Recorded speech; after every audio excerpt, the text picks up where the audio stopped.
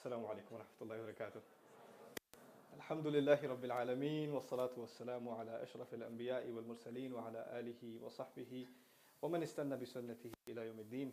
اللهم اجعلنا منهم ومن الذين آمنوا وعملوا الصالحات وتواصوا بالحق وتواصوا بالصبر. آمين يا رب العالمين. So I'm interested to know who my childhood friends are because I moved here when I was a teenager. Just curious. But anyway, I'd like to start actually with a sentiment that I've been feeling since I landed here. This is the place certainly of my youth. I've spent most of my adult life, I could still say safely, in this city. And I think I can safely say also I discovered Islam in this city. My Arabic teachers are from this city. My Quran teachers are from this city. I owe basically whatever Allah Azza wa Jal has planned for me in my life is attributed to this place. So I have a special place in my heart for this city. And of course, some of my dearest friends, more than half of whom I've already successfully moved to Texas, are still in this city. Some of them are still left. I'm here back for them, not for you, actually. I'm just going to move all of them back. But anyway, when I do come back, especially when I hang out in Queens, I'm reminded of some poetry in the Arabic language. The poet says, يَا مَنْ يَعِزُّ عَلَيْنَا أَن نُفَارِقَهُمْ وَجْدَانُنَا كُلَّ شَيْءٍ بَعْدَكُمْ عَدَمُ. He tells his friend, you know, it's so hard for me, you're the one that it's so hard to part with. And everything I find after you is like finding nothing. Like I haven't really found anything once I left you. Not that I feel like that about New York, but there are certain things about this city that are just truly very hard to forget, and they have a really special place in my heart. So my du'as go to this community all the time. And as a matter of fact, just to iterate my emotional attachment to this place and the gratitude I feel to some of the elders and the old friends that I have here, as a matter of fact, as a matter of policy, I don't speak at fundraisers. I can't do it. One, it's a danger to my health. I'm allergic to boredom, so I can't do it. That's the first reason. The second reason is because if I say yes to one fundraiser, guess how many emails I get? About 1,000 a week for fundraising requests. And then if I say no to any one of them, they say, well, you like those guys, you hate us, huh? Well, we hate you back. So I start making enemies because I attended a fundraiser. So I can't do it. Unless one of the elders from New York calls me and says, hey, we're having a fundraiser. And I can't say no. So I got to come back in May and do a fundraiser. It's going to kill me, but I'm still coming back, inshallah ta'ala. But anyway, that's just the sort of relationship I have with the city. Now, coming to the topic of tonight, I actually chose a misleading topic on purpose. What's the topic that I gave you guys? Anyone even read the flyer? Huh? I know I technically I came here late, which is okay for you to forget why you were here, but I came here late because I work on a certain process. I thought this would be the same as a Pakistani wedding, which means I was 3 hours early. But what was the topic again? Tell me. A balanced approach to religion. Yeah, that is completely misleading. That is not what I'm going to be talking to you about today. Or at least that's what I wanted you to think, a balanced approach to religion. But there's some truth to this topic. What I want to start with is a central theme of the Quran. That's where I want to start. So our minds are headed in a particular direction. I have an agenda for all of you tonight. And the agenda I have for you, the theme of the Quran I want to highlight is that of balance. Allah Azza wa Jal makes a pretty big deal out of talking about balance in one way or another over and over and over again in the Quran. It begins with the Fatiha. The idea of balance starts with Al-Fatiha, and then it goes on to others. If your kids are really crazy, then take a walk, otherwise they're fine. If they scream louder than me, then they have to take a walk, otherwise they're fine. I have to put this on better? Okay. All right. So what was the theme in the Quran I was talking about? Balance. Now, the first example of balance I want to share with you is Al-Fatiha. Just some things about the Fatiha. At the end of the Fatiha, when we ask Allah for a straight path, Ihdina Sirat al-Mustaqim, we actually also ask Allah to protect us from two possible directions that can go off the path.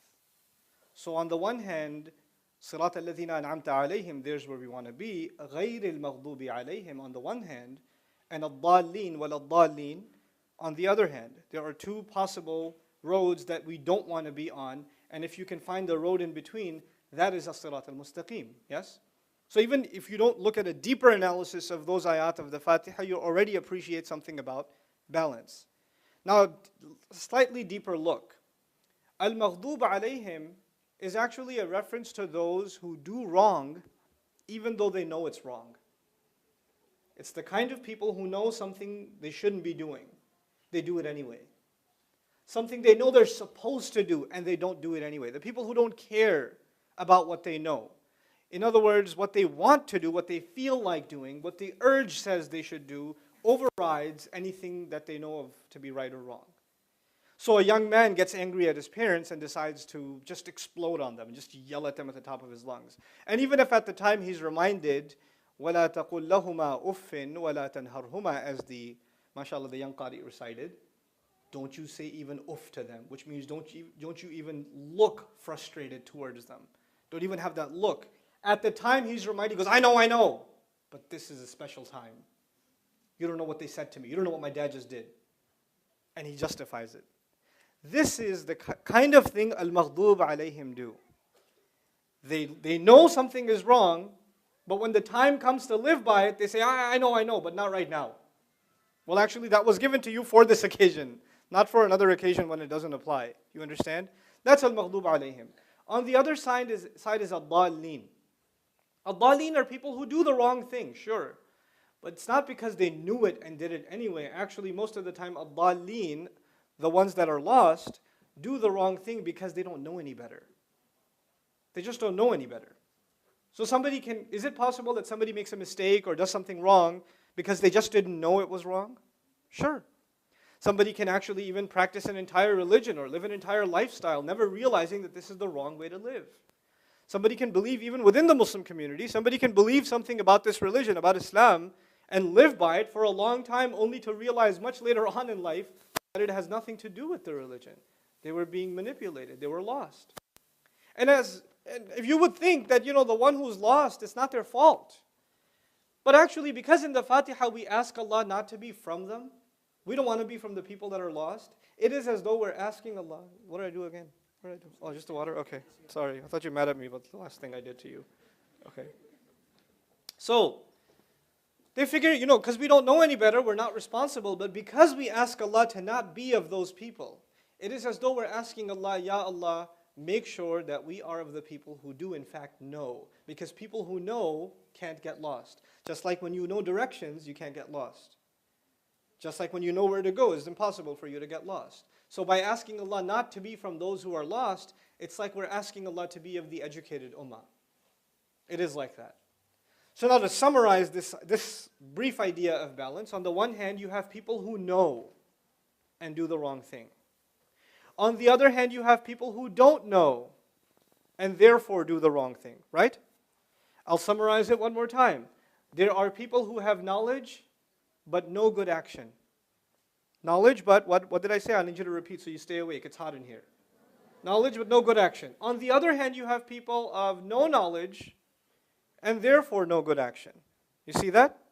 Or they're acting out of good, they think it's a good thing they're doing. They're acting without knowledge. The balanced path is in between these two, isn't it? What is that balanced path? You have to have knowledge, and then you have to act according to that knowledge. Like you learn something in order to transform yourself. The knowledge of Islam is something that's supposed to transform you. If it's not making a change in you personally, then you're not really learning Islam. I'm not really learning Islam.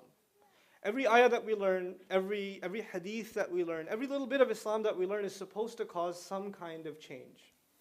It's meant to cause a kind of change. It's supposed to put us to motion in some way or another. Okay? So that's the first example of balance I wanted to share with you. The second is actually one of the most difficult areas of discussing this topic. In my opinion, it's very abstract, but I hope I can do a good job of explaining it to you, inshallah ta'ala.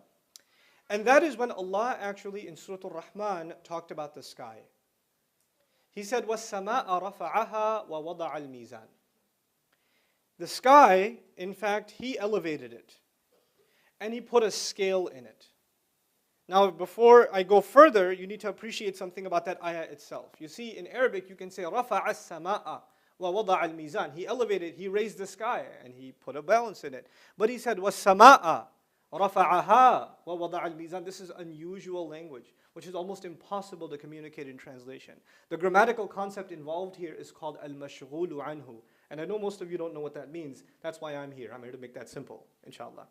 Basically, the idea is when you do something that is extraordinary. Like you know, a child who's really lousy at homework. One time he does this homework and it's so neat. It's like the accomplishment of his or her life. If you have children, you know sometimes when they do math homework, they like to write their numbers on top of each other. So when they're doing multiplication problems and they're supposed to like line the numbers up, you literally have to draw a map of where one number goes under the other. So you have to teach them how to write the numbers neatly, and they say, got it, and they do it again, and they do it again, and they do it again. But this one time, this child makes this homework assignment a masterpiece. The numbers are separated. And they're so beautifully, and the number that got carried over is in the right place. And he didn't draw an entire solar system around the number that got carried. It's so beautiful. And he says, this homework, I did it. He doesn't just say, I did this homework. He kind of mentions his homework first. It's right here. And then he says, I did it. The word it goes back to the homework, doesn't it? It's like he talked about the homework, or she talked about the homework twice. Right? About the same thing twice. This is done when you want someone's attention of what you've done, on what you've done. You don't normally talk like that. Oh, that flyer? I made that. Oh, that event? RMSA put that together. You see, you said that event, and then put it together. You mentioned it twice. That is when not only are you proud of what you've done, you want somebody's real attention on this accomplishment. You mention it twice. You get it? Now Allah normally doesn't do this in the Quran. Normally you don't find al-mashghulu anhu. Allah created the mountains. He didn't say the mountains, I made them. He doesn't do that. He doesn't say the rivers, I made them flow. He doesn't do that. But particularly for the sky, on more than one occasion, He said, وَالسَّمَاءَ رَفَعَهَا وَالسَّمَاءَ بَنَيْنَاهَا بِأَيْدٍ. On multiple occasions, this rare concept of Arabic is used to illustrate the power, the majesty, and the focus Allah wants to have us develop onto the sky. He really wants us to focus on the sky. So I moved from New York to Texas, and the Chinese, when they used to work on the railroad in Texas, they used to say the sky is bigger in Texas. The reason they said that is they don't have any buildings out there. Right? You can see 10, 15 miles out. 10, 15 miles out for you is another country called the Bronx. That's, for you it's a different country. But in Texas, 10, 15 miles, right there. I'll see it right there. In 15 minutes you can get from your house to the next block in New York City in a car. In 15 minutes you could be pretty much in Mexico or something. It's open, it's wide open. But one of the things I don't miss about New York? I never looked at the sky. I just never looked at the sky. You're waiting on a bus, everybody's head's hanging low. You get into the subway, everybody's trying to avoid eye contact. You get into the city, you wouldn't want to look up because you bump into something, so you just everybody's just looking down here. Nobody has time to look at the sky. It's up there all the time, but we never look at it. And of course, this is a fast-paced city, so we don't have the time. We think people that sit around in a park and they're just staring at the sky have some kind of psychotic disorder. So we make sure we sit as far as possible from them in our lunch break or whatever, So people that do spend time to just appreciate the sky must be weird. They can't be normal, you see. This is one thing I don't miss about this city, is one of the appreciation of nature that you're supposed to have normally as a normal part of your life. And some things that Allah really wants you to pay attention to. Really, really wants your attention on. Is missing. It's just gone. It's taken from us. Those of you that drive, next time you get stuck in traffic, just take a couple of seconds to just kind of appreciate the sunset. Appreciate ash-shafaq, what Allah swears by. فَلَا أُقْسِمُ بِالشَّفَقِ. That act, just appreciating the beauty of the sky, is actually fulfilling a request of the Quran. Think of it like that. You just did something Allah wanted you to do. Just as simple as staring at the sky. But now coming back to what did Allah mention? وَالسَّمَاءَ رَفَعَهَا. The sky, He elevated it. Now how much higher is the sky from us? Infinitely higher. Isn't it? We don't know the end of it. We can't put a number on how high above us the sky is. It's an abstract almost to us. And this ayah came in the context of how Allah honored the human being. And Allah first mentioned how He created the human being and He taught him how to speak. And then He says, by the way, I've honored other creations too. Just like I have raised your level, I have raised other things too, like the sky. So when you think about how much Allah has honored you, one of the things that will make you appreciate how much Allah has honored you, how high He made your status, think of the fact that He mentioned the height of the sky after you, not before you. He mentioned that after you. وَالسَّمَاءَ رَفَعَهَا. Now we're reflecting on the sky and Allah tells us what should we think about the sky. Please pay attention to this part because this is the part I'm worried about not being able to communicate clearly. He says, وَوَضَعَ الْمِيزَانِ. He placed down the scale. Al-Mizan and Ism Ala in the Arabic language comes from the word wazn. Wow, za and noon, or zay and noon. Urdu speakers know wazn. Wazn to hame bhi pata hai, That one, same word. Wazn means, typically it means weight. Weight, but actually the word wazn in the Arabic language is a device or a means, a mi'yar, by which you determine the value or the weight of something.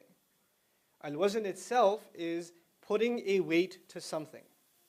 And Allah says, Allah balanced the sky, and that's why mizan is called a balance, because in the ancient times, the two sides of a balance, you put a standard weight on this side, and then you weigh something, rice, potatoes, whatever it is on the other side. When it balances out, it is this piece of metal that is at a standard weight that determines the value of the food or the item you put on the other side, isn't it? That's why it's called al-mizan, because things are being weighed.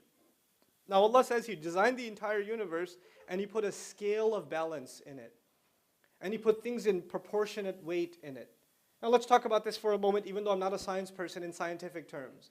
If the sun was any bigger than it is now, then it would have more gravitational pull. And if it would, the planet wouldn't be where it is.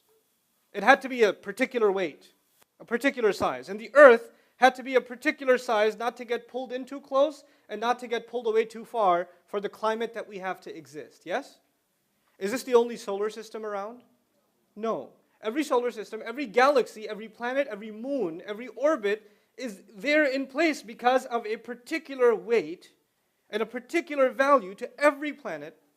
And that weight came as a result of every single atom that is on that planet. That's where we got the weight of this planet of ours from. And Allah says He did that. He put that in place. So if it's even a little bit off, it'll fall apart. Now, just to make you appreciate what Allah is doing when He's balancing the universe. And the universe is too big to think about, so let's just think about the earth. The fact that He's balancing between the earth and the sun and the moon. You take a toothpick and you try to balance something on it. Easy or hard? It's hard. It's hard. And like my kids and I, sometimes we play Jenga blocks. You ever play Jenga blocks? Okay, you try to build Jenga blocks, the taller they get, easier to balance or harder to balance? It gets harder to balance. The more elaborate you build something, the more intricate the balance becomes. You can't do it anymore. Smaller things easier to balance, bigger things harder to balance.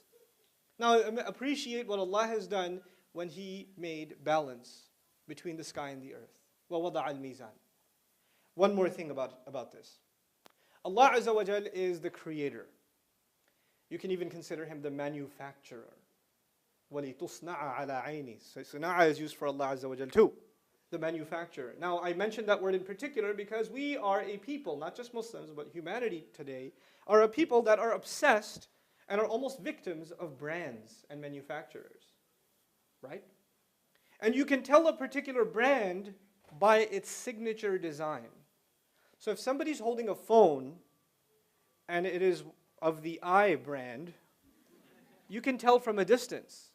And some who are really good, man, you still got the 5, you need to get the 5C, SPW, whatever. You need to, somebody else has, a phone that's pretty much the size of a plate. You're like, oh, Samsung, okay, very good, You eat off of that too. But anyway, so it does everything. So,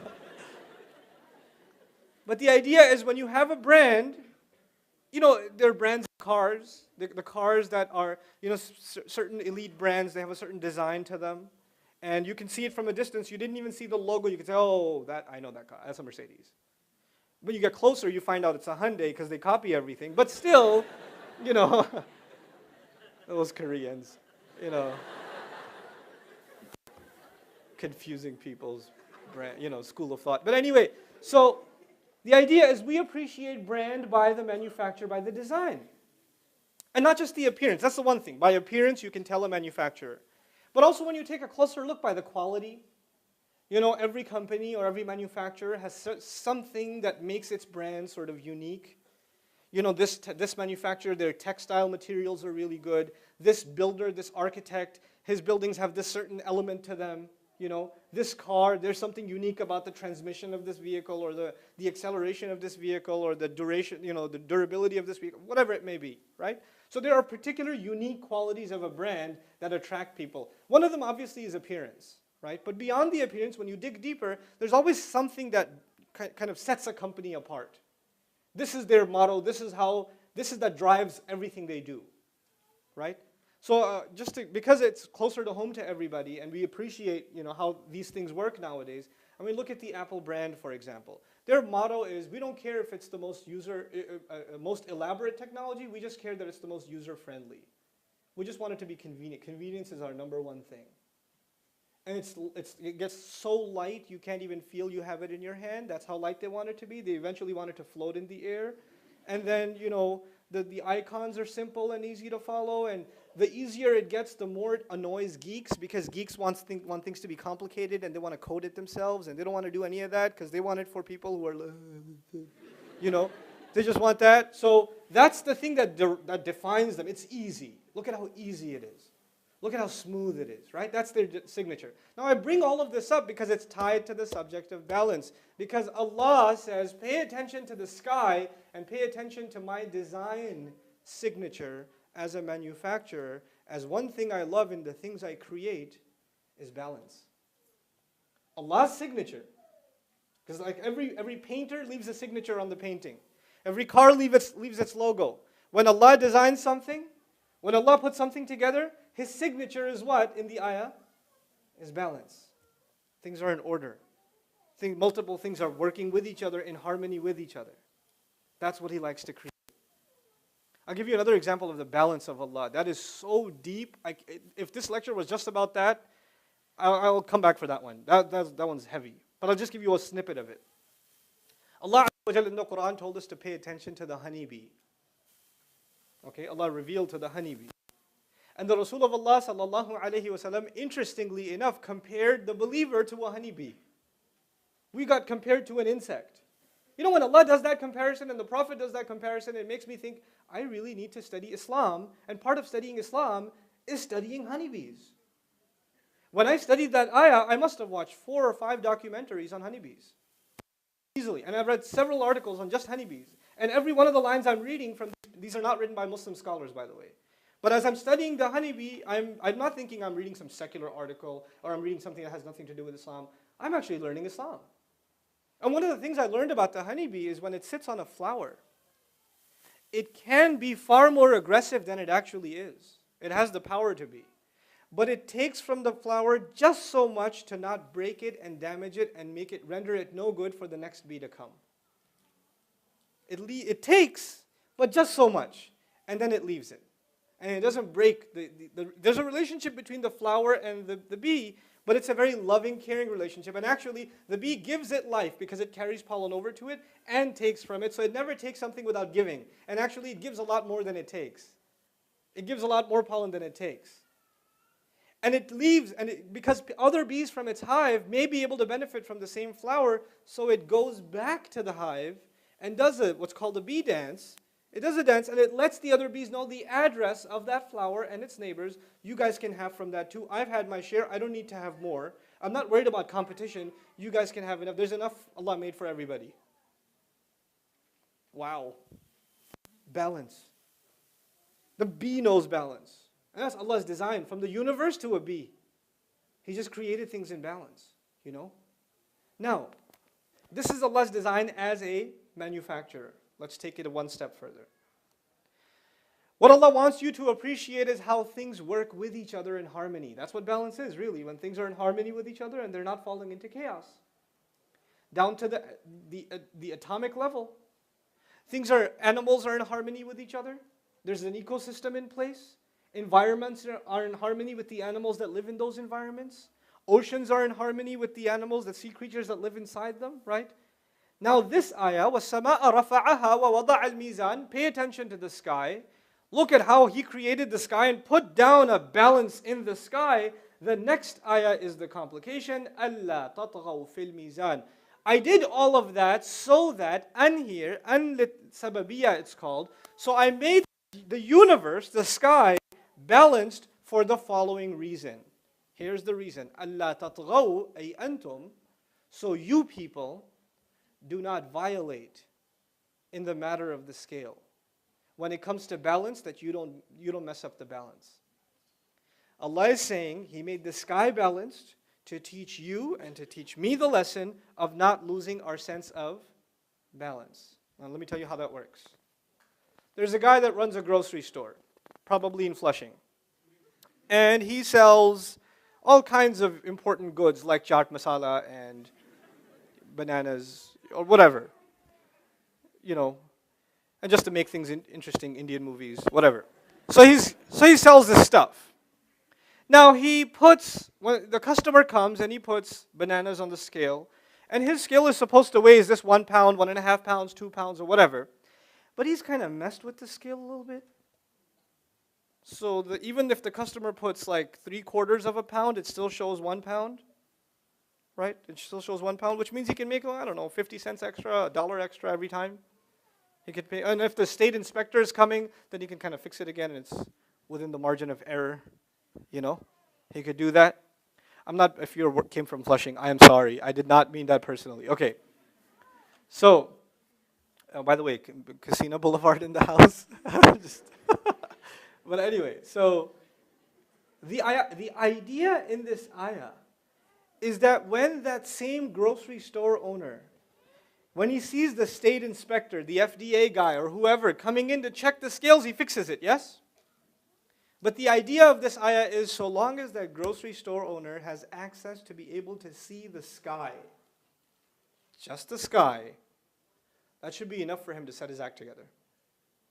He looks up, sky is still in order. Oh my God, I better get my act together. The sky is a constant reminder to live a balanced life. The Quran changes the way the Muslim thinks. We're not a people of text only.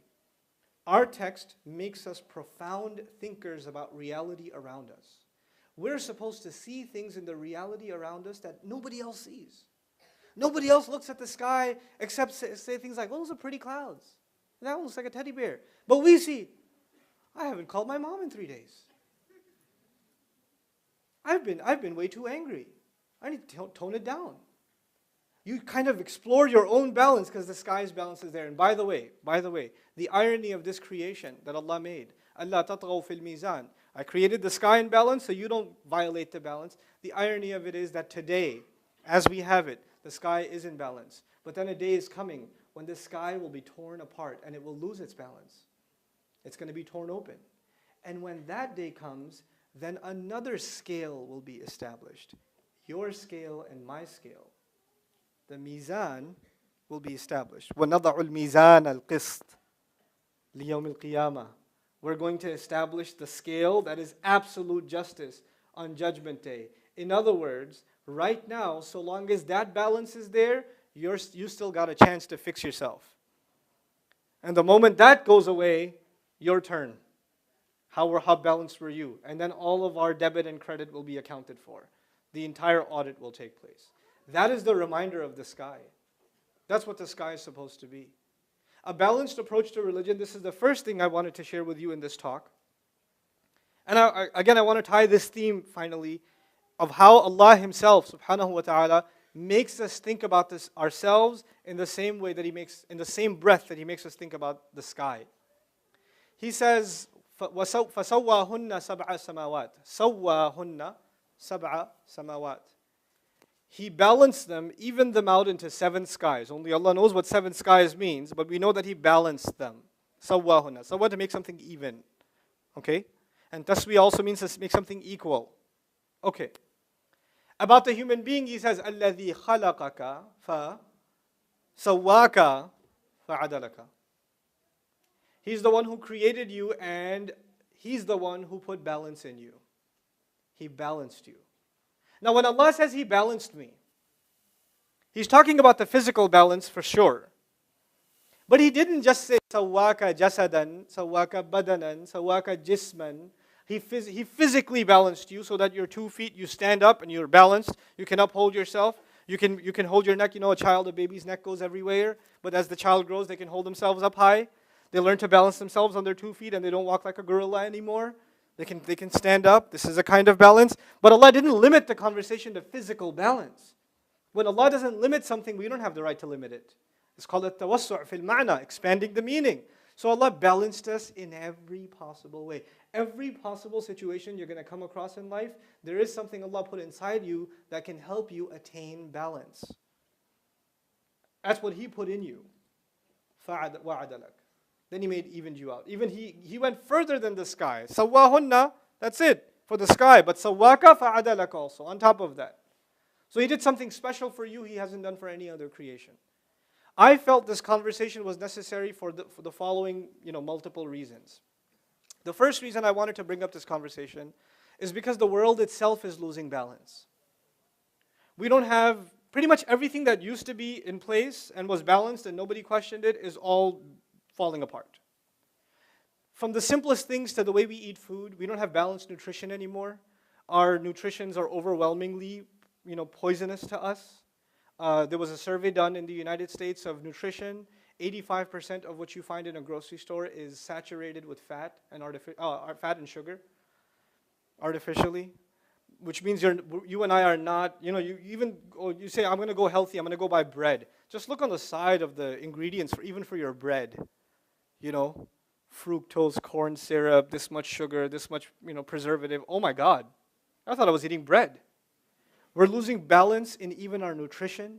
And by the way, what we eat affects us even spiritually. It has an impact on us. This is from the advice of the Rasul sallallahu alaihi wasallam. In any case, we don't have balance in that. We don't have the balance between work and family. We no longer have that balance. People that are really successful in their career have really terrible family lives. And they say, well, I had to make some sacrifices. People have had to work to earn a living throughout history. Nobody had a free ride. Nobody had a free ride 2,000 years ago. Nobody had a free ride 5,000 years ago. Nobody has a free ride today. Everybody has to work. We're not in any different position than before. But people were able to maintain a balance between work and family. And then between work and family and the self. Just having time for yourself. People used to be able to do that. Now people are really successful career-wise, but they don't even have time for themselves. They're only working and they're miserable. And when people are miserable, they're really good at making other people miserable around them. We have no balance in life. People say, I want to study. Young students, men and women, I want to study, but I also want to get married. But you know what? I'm going to finish med school, and then I'm going to finish law school, and then I'm going to think about getting married. And then you finish med school, and if you're Pakistani, you're past the expiration date. I'm sorry. And then you come to Ustad Nouman, nobody proposes. Because I'm a doctor and I'm 28. Oh, 28? That's like haram in Pakistan. That's on the one side. We even career-wise, we pushed a certain idea. Why can't you get married while you're in school? Why not? Especially if you've taken the long road to school, this needs part of your plan.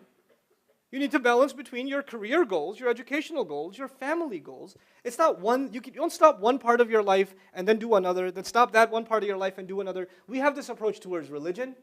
Somebody says, I want to study deen, which means I must drop everything and study deen. Okay, I just want to study deen. What else are you going to do? Nothing, just study deen. Who's going to take care of your parents? Allah subhanahu wa ta'ala.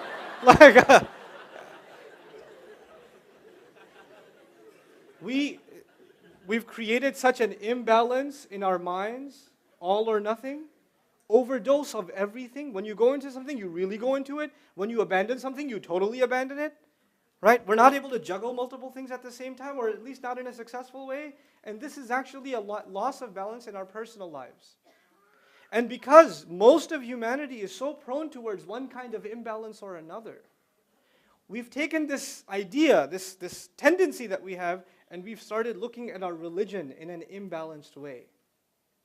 Human beings were created naturally balanced. When we lose that nature, then we lose the ability to look at things in a balanced way. And unfortunately, if you yourself or I myself are suffering from imbalance, and then we study our religion, then we're going to come up with imbalanced conclusions about our religion.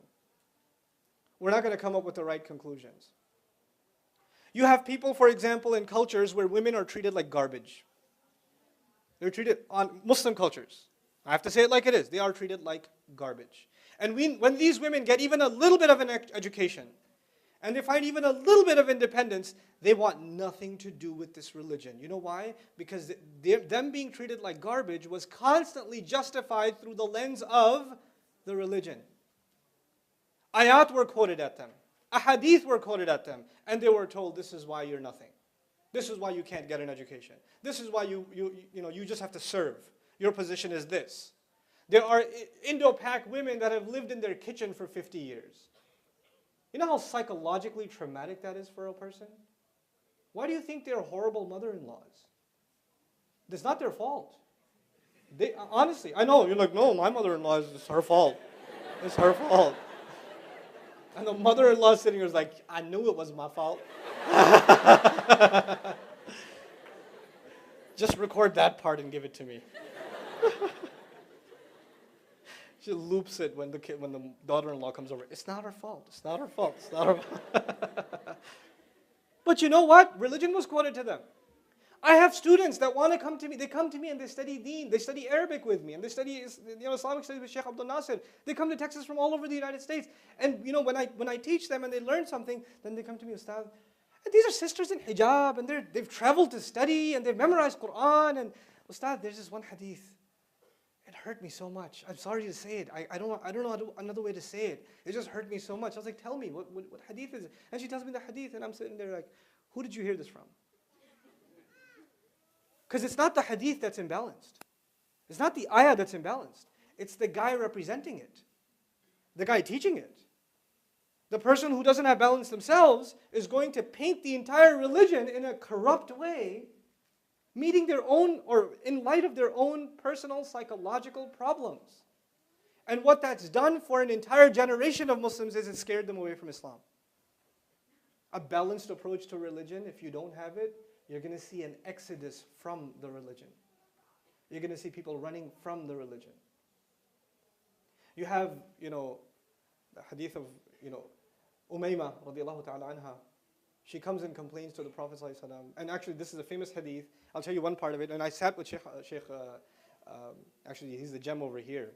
You have Sheikh Abdullah Adhami, about this hadith. And he explained this to me. And I was in tears, like, you have to come to our campus and explain this to our students. And he said, he can't travel. So you're lucky, he can't even travel. He's here. You're just lucky.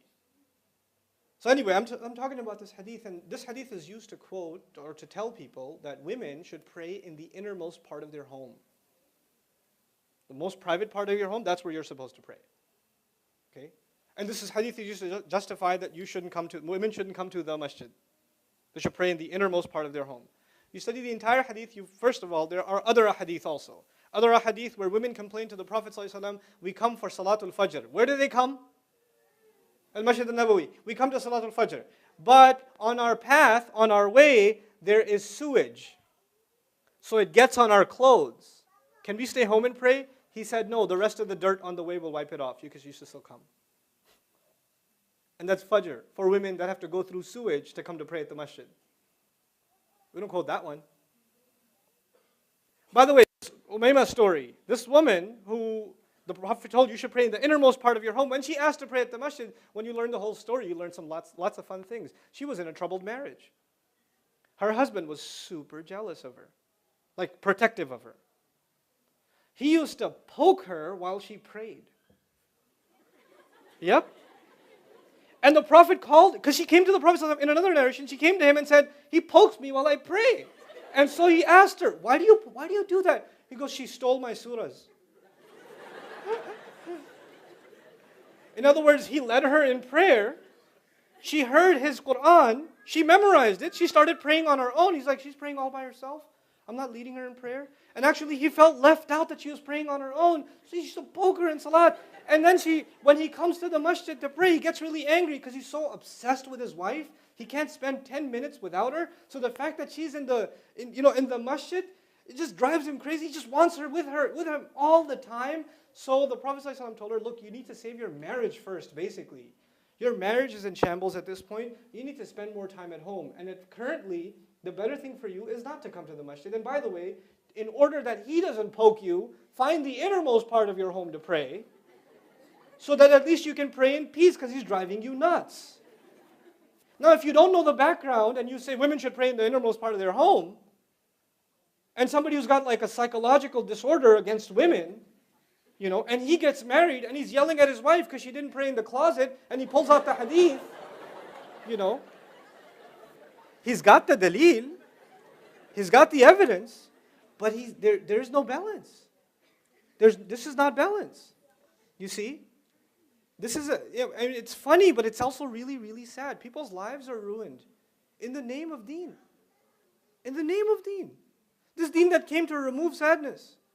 This deen that came to provide human beings the opportunity to live a balanced life in everything that they do.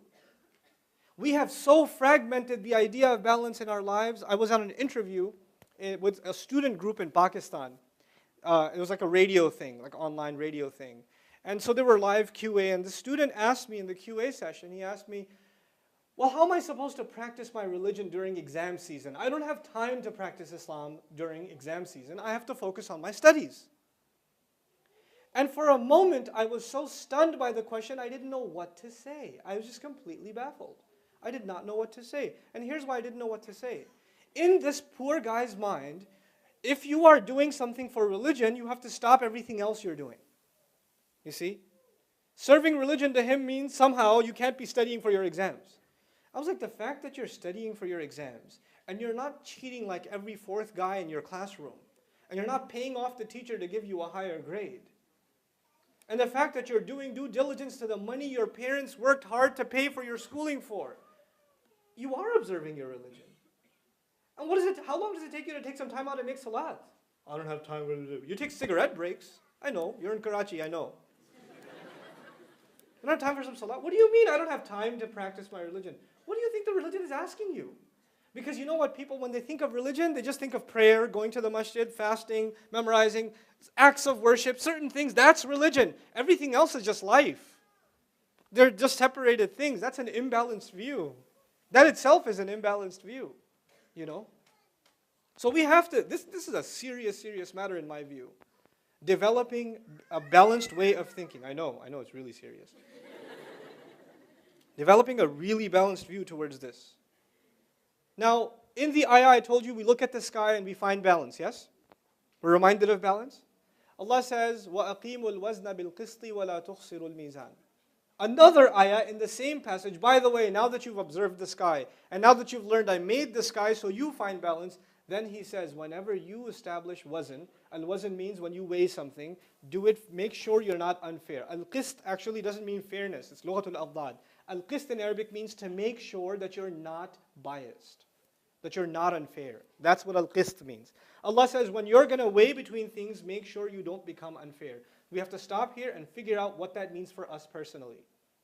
Not every one of us is a grocery store owner, so we don't have a weighing machine at home. So we say, well, this ayah is about, weigh with balance. No, but al-wazn also has majaz in it. It's figurative language also. What that means then is, in your life, there are lots of relationships. You have siblings, younger siblings. You have parents. A lot of you are college students, so many of you aren't married yet. So you have your parents. You have your studies. You have friends. You have community. You have the MSA. The definition of which changes year by year or semester by semester. You have lots of relationships in life. And Allah says you have to establish a balance. And yourself, by the way, yourself also, your own religious growth also, your own spiritual growth also, your own physical well-being as well. You have to balance all of this stuff. When Salman al-Farisi radiallahu ta'ala anhu goes to Abu Darda's house, and he sees, this is before the ayat of hijab. They used to go to, so she came out, And she was complete, she looked like she went through a tornado or something. Mutabaddila is used for her, which is a really like, heck, she looked like a wreck. That's how I'll translate it. She looked like a wreck. And he looked at her and he said, what is wrong with you? And she said, your brother, meaning Abu Darda, has no interest in this world. He's always doing ibadah, he's always worshipping, praying, da'wah, etc., etc. He has no time for me, so why should I make myself look nice and, why should I have a romantic life? He's just lost in the world. And actually, when a woman doesn't take care of herself like that, actually it means that she's suffering. She's suffering, she's sad. And the fact that she immediately, when he said, what's wrong with you? Instead of making excuses, she was blunt about it and said, it actually has to do with my husband. He doesn't care. He doesn't even look at me. And I've turned myself into this and he still doesn't look at me.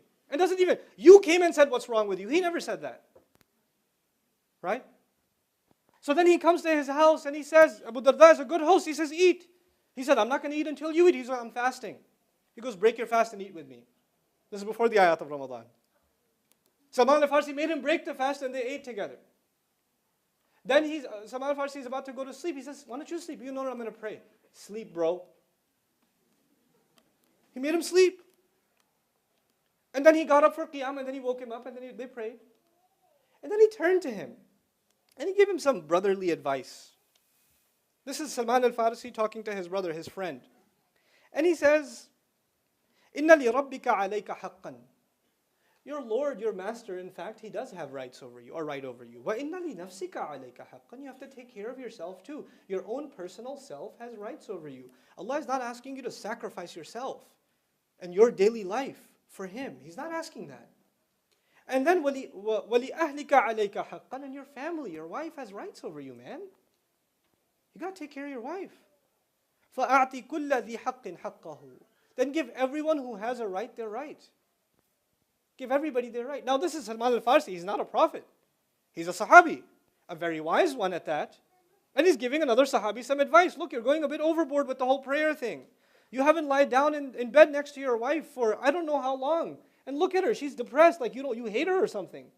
You need to give your wife some time. What's wrong with you? Why are you fasting all the time? Stop fasting. Eat something. By the way, if he stops fasting, at least he's going to have lunch at home. And when you have lunch, you're going to sit with your wife and eat. And eating with your spouse also is an act of love. When the husband and wife don't eat at the same time, it breaks the home apart. You know that? Eating together itself is an act of love. It keeps the household together. How often is it you eat together? How often? And you tell the wife, hey, come eat. No, I already ate. No, I'll eat later. Or the wife is eating and she says to the husband, no, hold on. The Kobe report's on. Hold on, I'll eat. Which is also imbalanced because you shouldn't eat that late. We don't eat together. The advice is really profound. So Abu Darda, because he wants to take this advice, but he needs to know if this is legit. He goes to Rasulullah ﷺ and he says, Sadaqa Sulaiman. Sulaiman's right. Salman's right. Salman al-Farsi is right. You should do that. The Prophet ﷺ validated all of the things in the order that Salman radiallahu said. Why? Because we got to balance this stuff. We don't go into one thing and forget about everything else.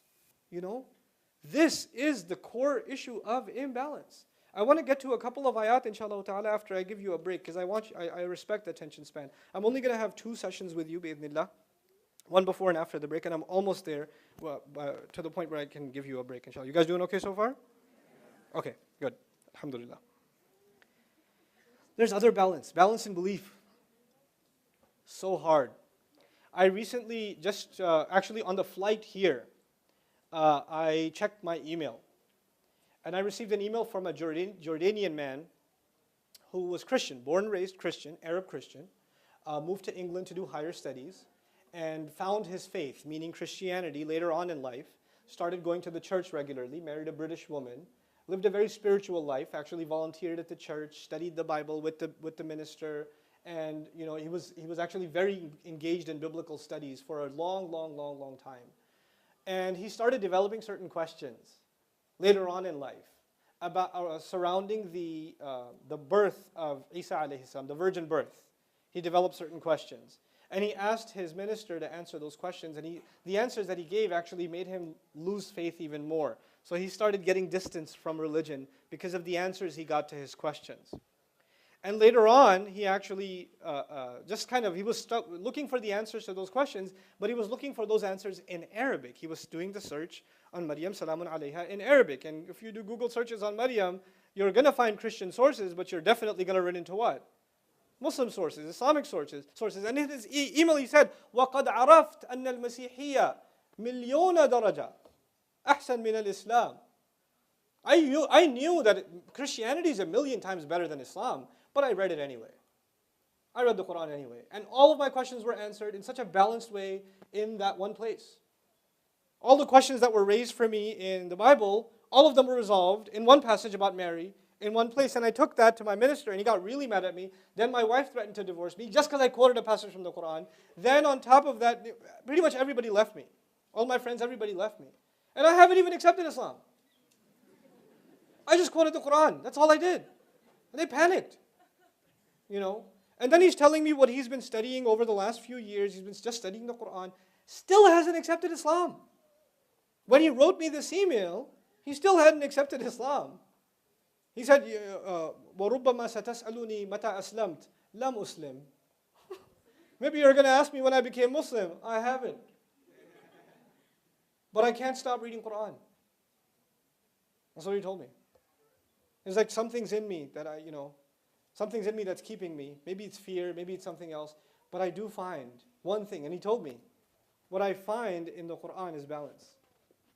That's what he told me. What attracted him is balance. Things are in order. Not one thing overboard. You don't take one prophet and make him into divine. It's imbalanced. It's too far. You took it too far, And so we're going to talk, inshallah, after the break, we're going to talk about how within the religious discussion, within religion, how can you lose balance? And you might not even realize it, but you and I may have an imbalanced approach to the study of our deen.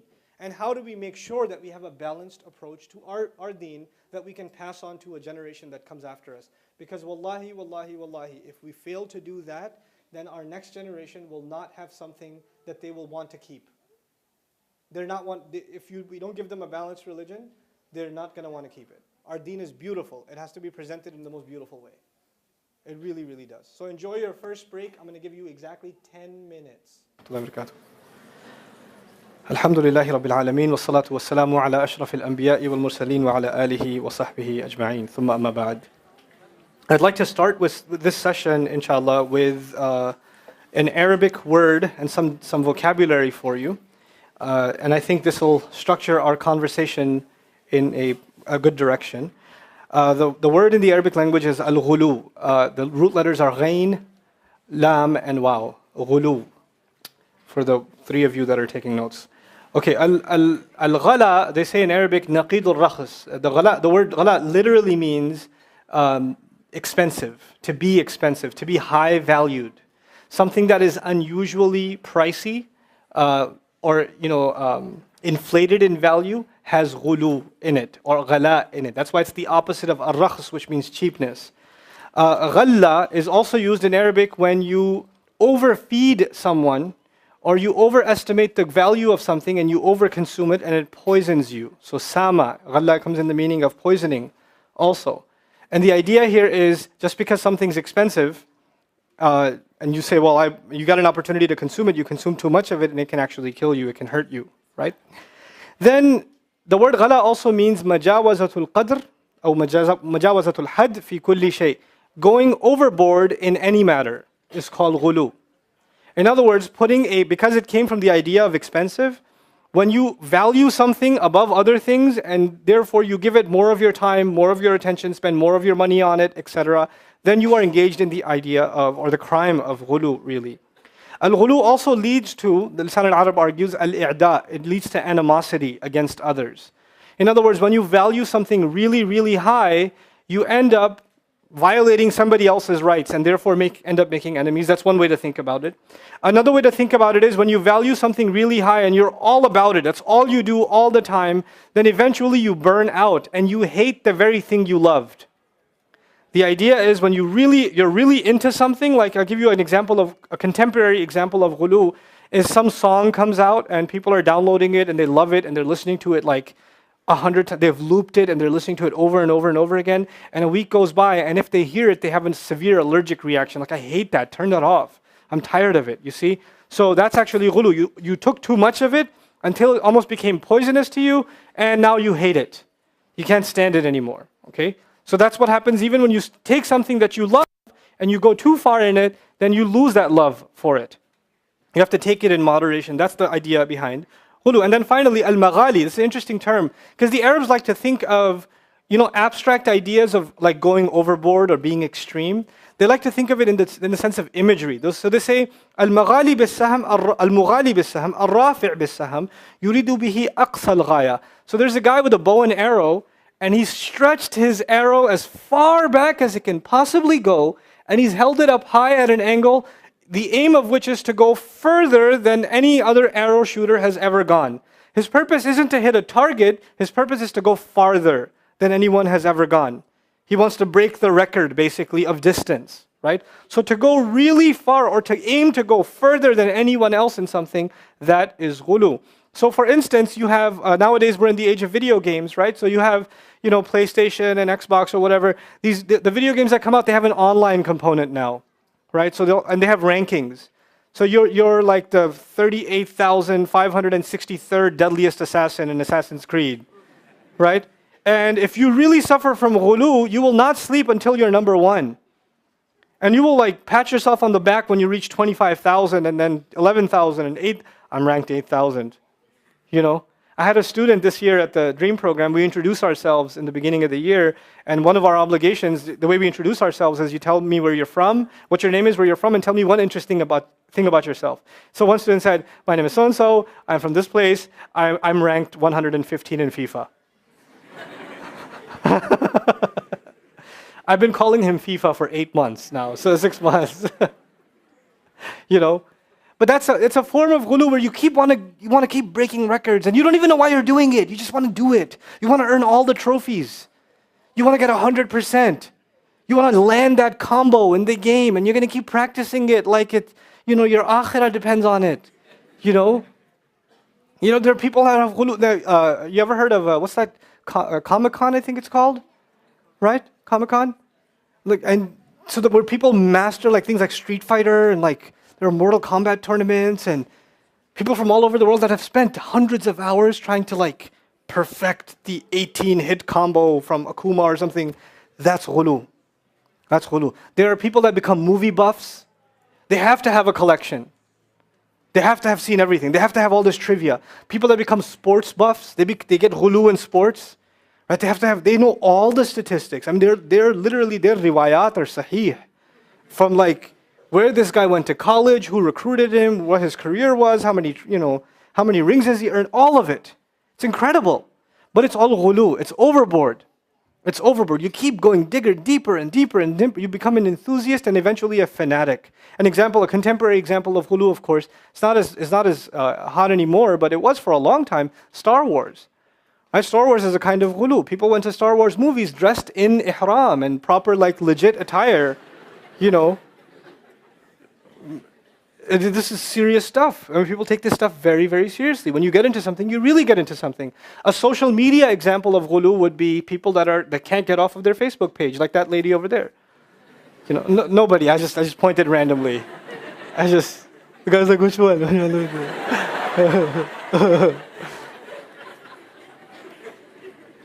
I've done that pretty much every speech I've given. That never gets old. But at least she got off of Facebook. Anyway.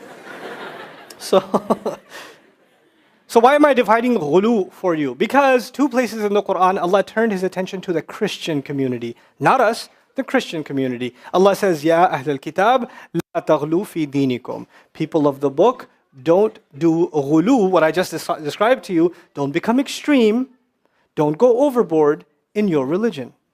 Which is very strange language, especially for the Christians. I've spoken to multiple denominations of Christians in my limited career, and have gained lots of insights from the study of the Bible recently. More recently, I've been studying the Bible in order to understand the Quran better, not to verify the Quran, but to appreciate the beauty and the perfection of the Quran by studying the Bible. I can't begin to tell you how profoundly it has changed my appreciation of the Quran. It really, really has. And even the study of Christian history has changed my appreciation of the Quran. It's a new dimension altogether. give you a little taste just before, because I mentioned that tangent. I have to give you a little taste. Just a little something. Okay. So you guys have heard of the people of the cave? Did you know there are churches to this day around around the ancient city of Ephesus? Churches to this day in parts of Jordan, in Turkey, in Greece even, that have, how churches have stained windows? They have stained windows with paintings of 7 people caved up, bound inside a cave, and a dog with them. Yep. And they have a day of the feast. They celebrate the saints that died inside for their faith. They were true Christians. And they sing a chant that a Greek minister wrote. And when they sing it, they believe that the saints' souls come back into the church and they pray for them. And there's actually a place where they believe in the ancient city of Ephesus. It's pretty funny. In Turkey, there's a big sign that says, 7 sleepers this way. It's silly. But anyway, so they go there, and a lot of Christians actually from those denominations, they go and they pray there, like for a few days. They stay there because they want those saints to bless them, right? So they literally became awliya to them. The Ashabul Kahf literally became awliya to them. And if you read Surah Al-Kahf, you will find that they were the ones that said, Allah has no awliya. Right? So because they became awliya, Allah came to their defense. And this is not in the Bible. This is poetry written afterwards, right? This is not in the Bible. But they had been taken as awliya, and Allah Azza wa Jal came to redeem their integrity as people of Tawheed.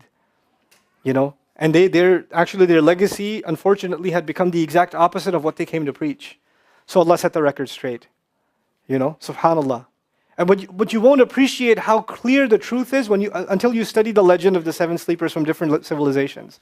And you see what they have to say, and you compare it with the Quran, and you say, oh, Ya Rabb, wow, it's incredible. And that's just one example. I've been reading some other stuff too, but I'll tell you about it later. Okay. Ya Ahl al-Kitab. People of the book, La taghlu fi dinikum. Don't go overboard in your book. Don't go overboard in your religion. Don't go overboard in your religion. How can that be?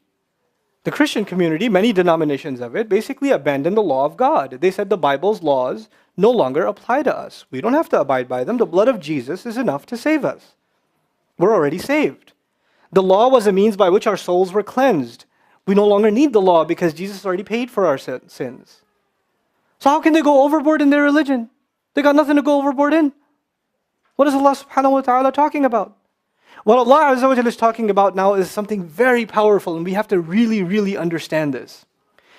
Our beliefs, not just our practices, our beliefs are about balance. Our balance. We have to balance our beliefs about Allah with our beliefs about the prophets, with our beliefs about the angels, with our beliefs about the books, with our beliefs about the afterlife. A lot of these unseen realms, right? And even the prophets have become, in a sense, the unseen to us because they're in history to us. They're the unseen to us too now, right? And even to those who were in front of them, the fact that they are messengers was also a belief in the unseen because they see a physical man, they don't see the angel talking to him. They don't see the ayat coming down. Even believing in a messenger in his physical presence was a belief in the unseen. But these unseen matters, you have to keep a very delicate balance between all of these entities. And if the only thing that can keep that balance is the authentic revelation from Allah. When you lose touch with that revelation, you start coming up with your own ideas about Allah and what He means. Your own ideas about the Prophet and what he means. Your own ideas about revelation and what it might mean. And you decide to highlight some things, emphasize some things, and de-emphasize other things entirely on your own terms. And if you have the right to do so, then the next person following this religion has the right to do so. So you end up with an innumerable amount of variations in beliefs. And you're all calling yourselves Muslims, or you're all calling yourselves Christians. We're living in those times. So you have, for example, I listen to a lot of different kinds of podcasts. One of the podcasts I listen to is Speaking of Faith. Yes, I listen to NPR. Yeah, it's sad, but I do. So this show, Speaking of Faith, they interviewed 3 or 4 American Muslims, right? Islamic faith in America. That's what the show was called. It's an interesting podcast.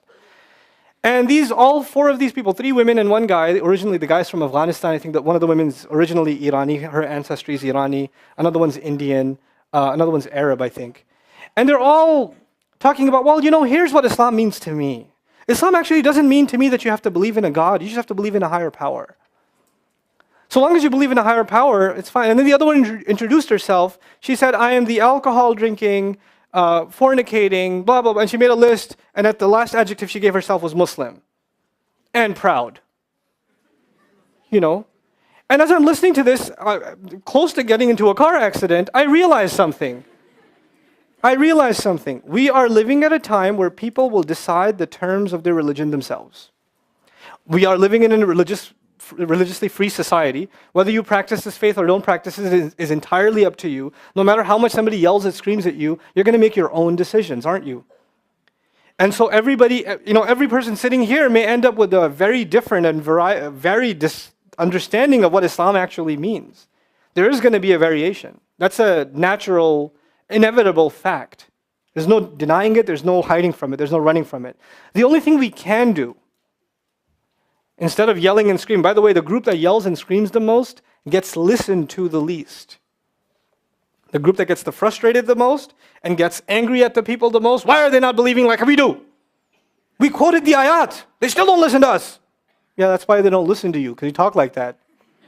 And people who are listening to you don't want to listen to you. It hurts their ears. But the group, the variation of, and people are experimenting, right? Even Muslims, they're experimenting with their religion.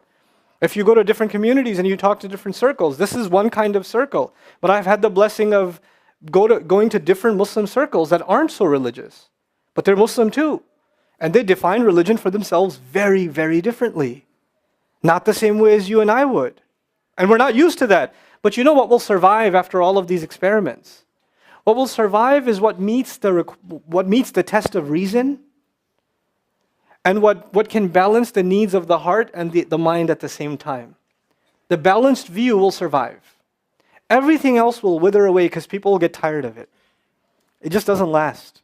It's a phase people go through and it burns out. I want to tell you in this opportunity that I have before you a little New York story as I get to these ayat. La taghlu fi dinikum. Don't go overboard in your religion. When I was a college student in 1875 in New York City, I was at Baruch. Baruch in the house, by the way? Baruch in the house? All right, very good. Like 3 people. Very good. Nothing much has changed at Baruch College. Okay. I did a year in Queens too. I'd done time here. Yeah. Alhamdulillah. Okay. So, when I was at college in New York, I wasn't really interested in religion. But when I found religion, New York is one of the coolest places to find Islam. Because you get every possible flavor of Islam. Every possible one. I'm not sure if that has changed much. Is it still as colorful? It's still pretty colorful? Okay. And depends on which masjid you end up in which street in Jamaica. Or, where you end up in Jackson Heights versus Woodhaven. You're going to end up with a very different khutbah. Where you are in Brooklyn can entirely determine your school of thought, your aqidah. Like, depends on where you are in Steinway, in Astoria. It is different. Very, very different. So, I ended up in one place, right? A couple of friends said, you need to come to this halaqah, it's awesome. You need to come there and study. So I was like, hey, I want to learn my religion. And now that I've just discovered this religion, I want to soak it all in. I want to take it all in, and I want to live by it. I just want the pure religion. So I go to this group, and they teach me that everyone else, unfortunately, outside of this masjid, they think they're Muslim. You see, but they don't have the proper beliefs. It's very sad. And we're the only place that has survived with the correct faith. And Allah did say that I know this might seem strange to you, but the Prophet does tell us, فَطُوبَى لِلْغُرَبَاء, congratulations to the strange ones, we are it. And you need to save yourself, and you need to save your faith. So even though you've been, and I went enthusiastically in there, after masjid, after salat, this is how old I am. After Jummah, I used to go outside, and there used to be a guy, he's still there on 29th Street by Masjid al-Rahman. He used to have a stand with nowadays DVDs, but back in the day, VHS, baby, tape cassettes of different speakers lined up. And I used to buy one every week and put it in my Walkman. Yes, I had a Walkman. I'm proud to admit this, And I used to listen to all these different speakers. So I went in there and I said, hey, have you heard of this speaker and this speaker? No, ya akhi, al-kareem, no. You don't listen to them. These people are calling to the hellfire. You need to protect your faith. You need to have the right beliefs. you need to make sure you learn from us. And I said, okay, I won't listen to those tapes. And I did. And I put those tapes away. And I wouldn't even look at them. And even though I benefited tremendously from them, I said, no, I must be wrong. I must not have thought clearly about this. And I started going to these halaqas. And I'm going week after week after week after week. And I'm getting more and more indoctrinated until I feel I miss my friends that aren't weird yet. Right? I haven't saved them yet. So I go back to my friends in college. Bro, you got to come to this halaqah. It's amazing. You know, what's so amazing about it? It's the only right religion. That's, I mean, why, you know, I mean, I love you. You're my bro. We have pizza together every time, but you're headed for the hellfire, bro. I just feel bad for you. So I need to save you and me. We need to go to Jamaica and we need to sort this out, right? I didn't mention which masjid in Jamaica on purpose because there's a lot of them, alhamdulillah. Okay. So anyway, so we're doing this for a while until I had a friend slightly older than me, 3-4 years older than me, that has been around the block a little bit. And one time I'm trying to save his soul and he sits me down.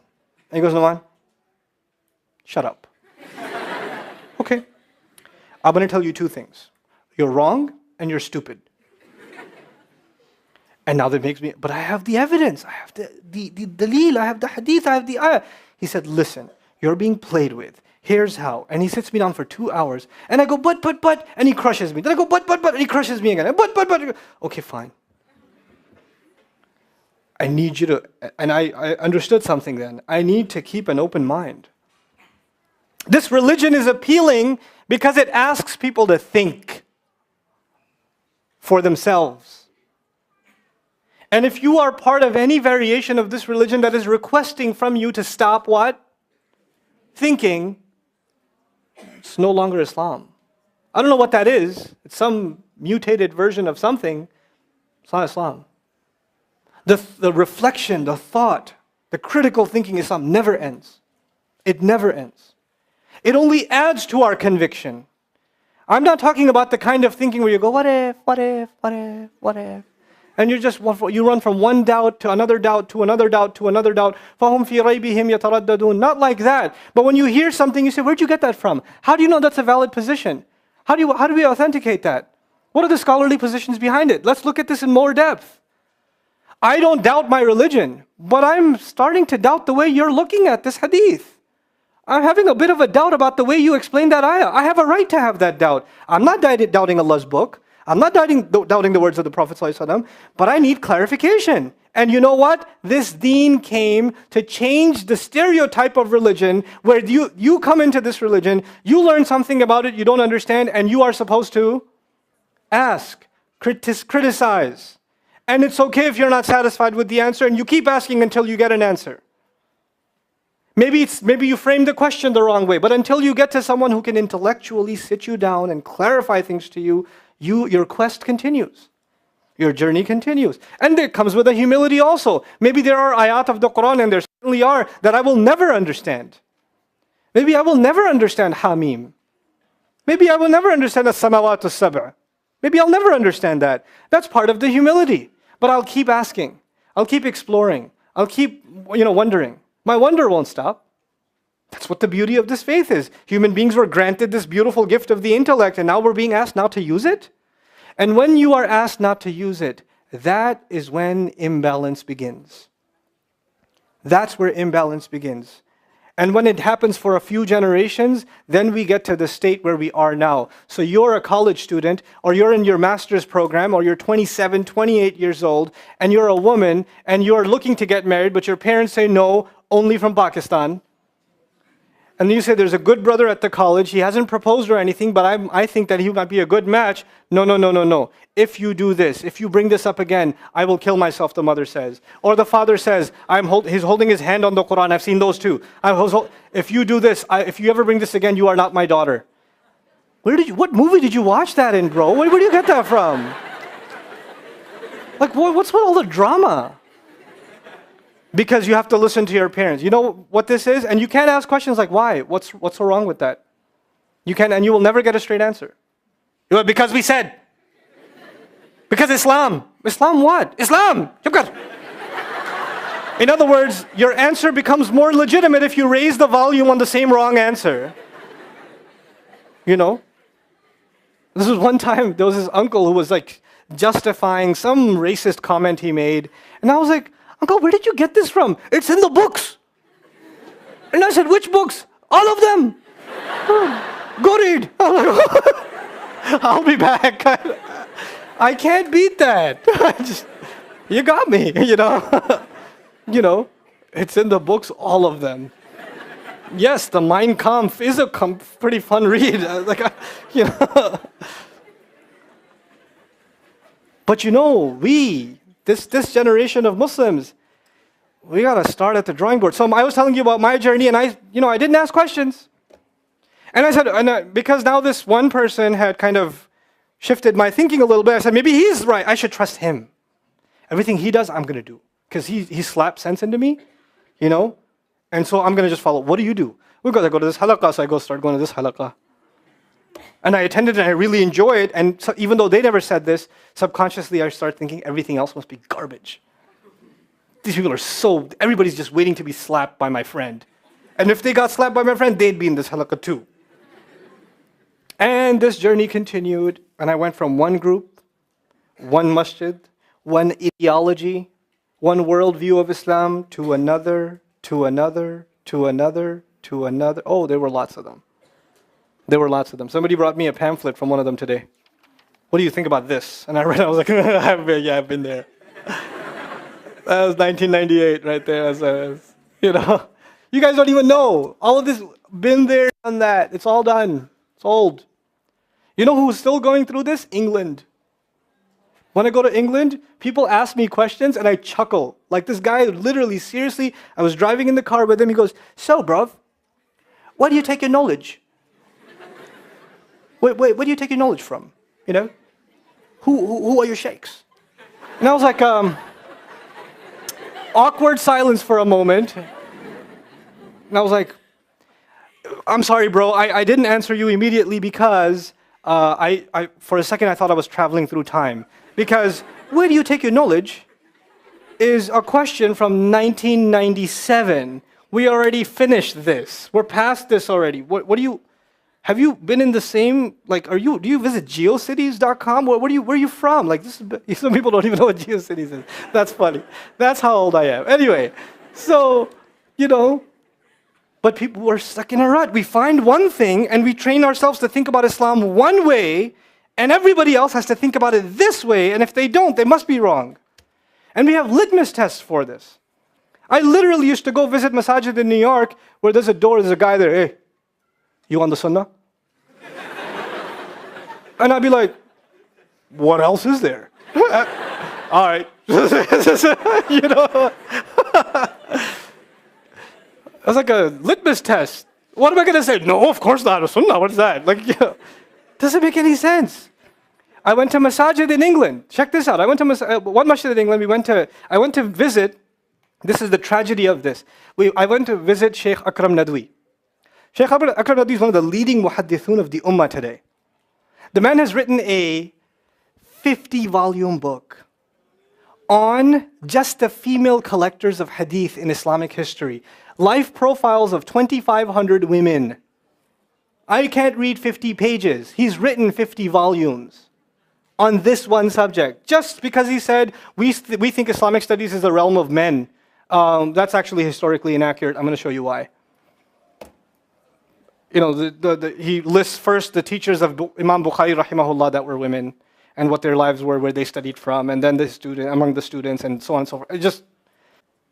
That 20-minute conversation I had with him at his house, first of all, it was a real honor to be at his house. The 20-minute conversation I had in his house answered questions I've had for 10 years. And the people around him don't even know. They don't even know. SubhanAllah. What a tragedy, It is so easy for you to dismiss people when you don't know enough. So easy, Allah says, don't do ghulu in your religion. Don't go overboard. So I was going from one group to another, to another, to another, to another, to another, and guess what happened eventually? I burnt out. What does ghulu mean? You go into something too far, and you start hating it. Just burnt out. Not going to the masjid, not really hanging out with anybody, just kind of depressed. Just depressed. And the only time you hear about Islam is you hear one group delegitimizing another. speaking out against another. That's all you hear. You don't hear anything about Islam itself. You just don't hear it.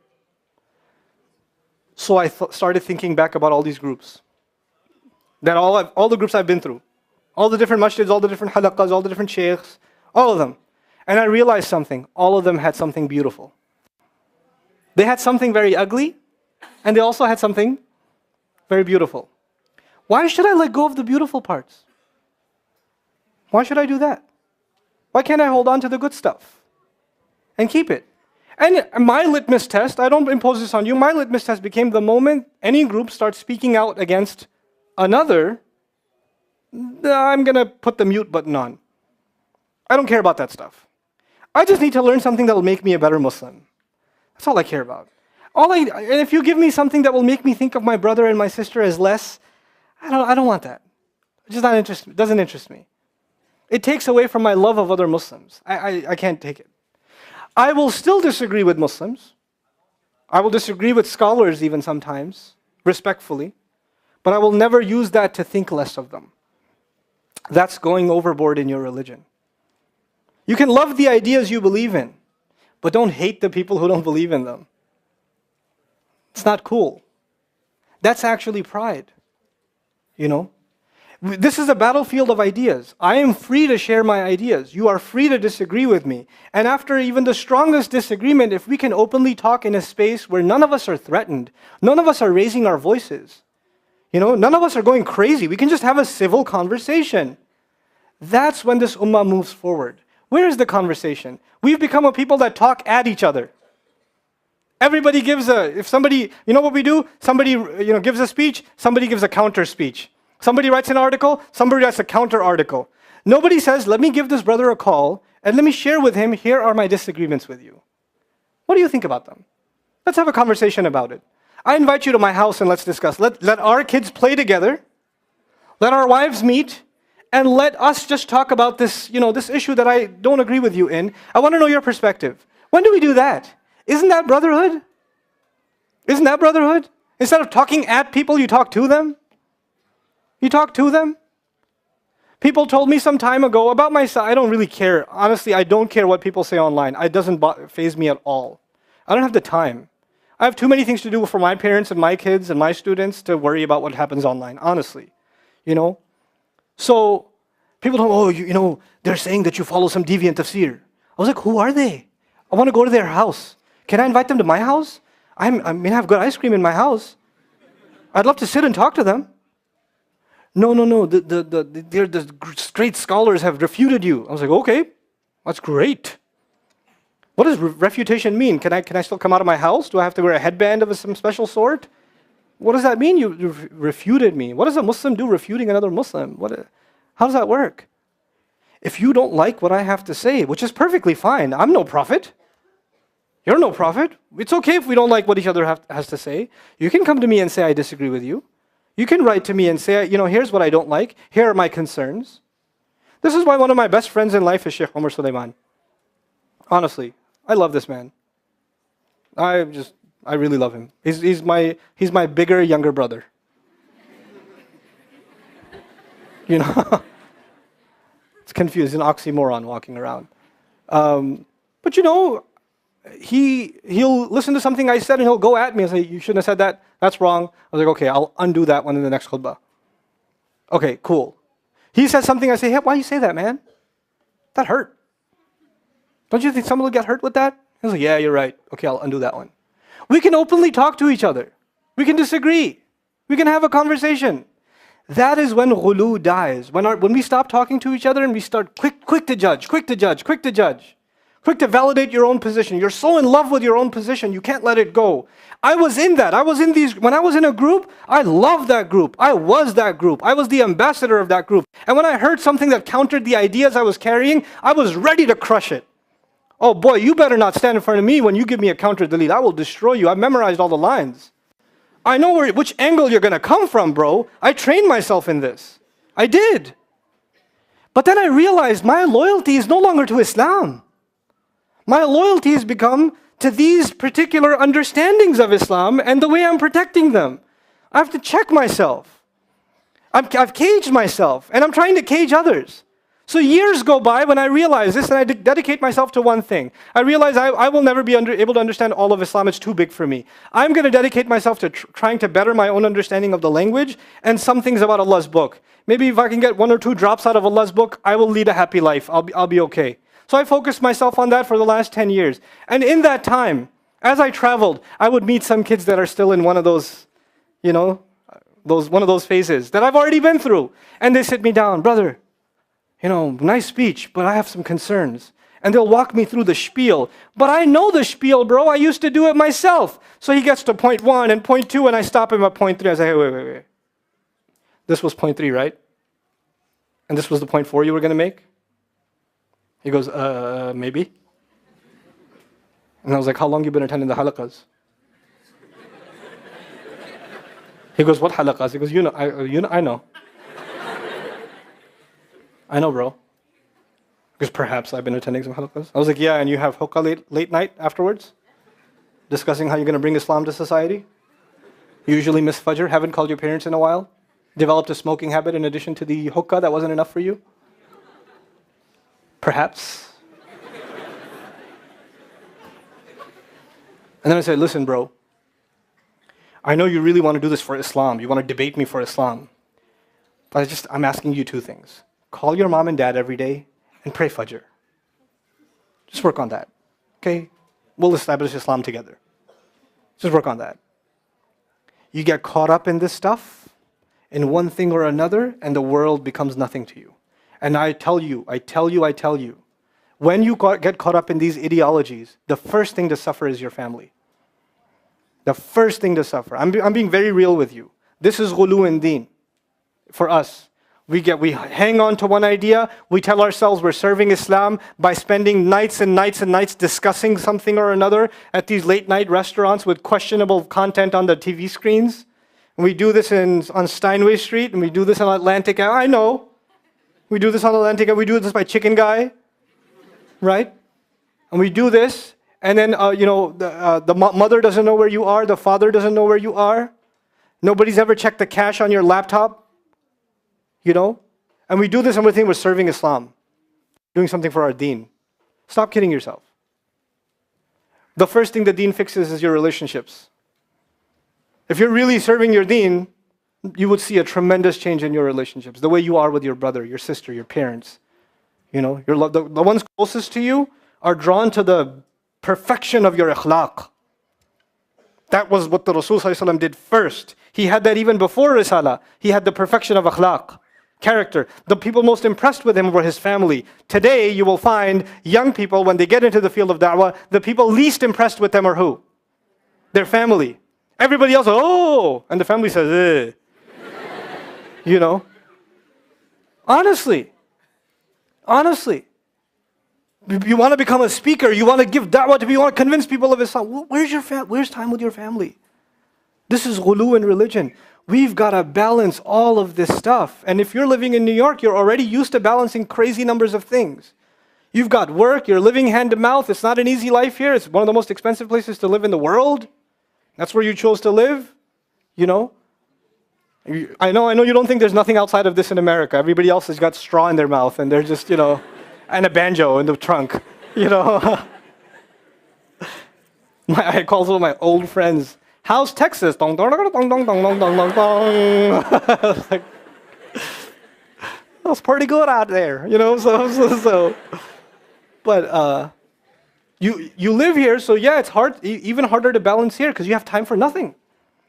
You have time for nothing. You leave 6 in the morning, an hour and a half, 45 minutes, whatever it is in the subway, and after being pushed around in the bus, then you go to work, then you go to school, then you do some more work, then you get some pizza, and then you get back on the train, and then by the time you get home, you're done. You don't see your parents, you don't see the wife, you don't see the child, you don't see nothing.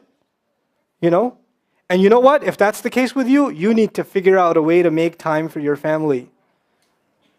The balanced approach to religion means you learn to balance all of this stuff. And you don't lose your soul in the process.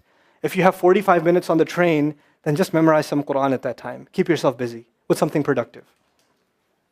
Do some ibadah. Every second will count. Every letter you recite is 10 good deeds. Imagine how much you can rack up over time. I remember memorizing Surah Al-Isra and Surah Al-Kahf on the subway when I was in college. 1 ayah a day. I didn't even know Arabic at the time. I was just like, okay, I'm just going one ayah a day, one ayah a day, one ayah a day. You know? It's not hard. You could do it.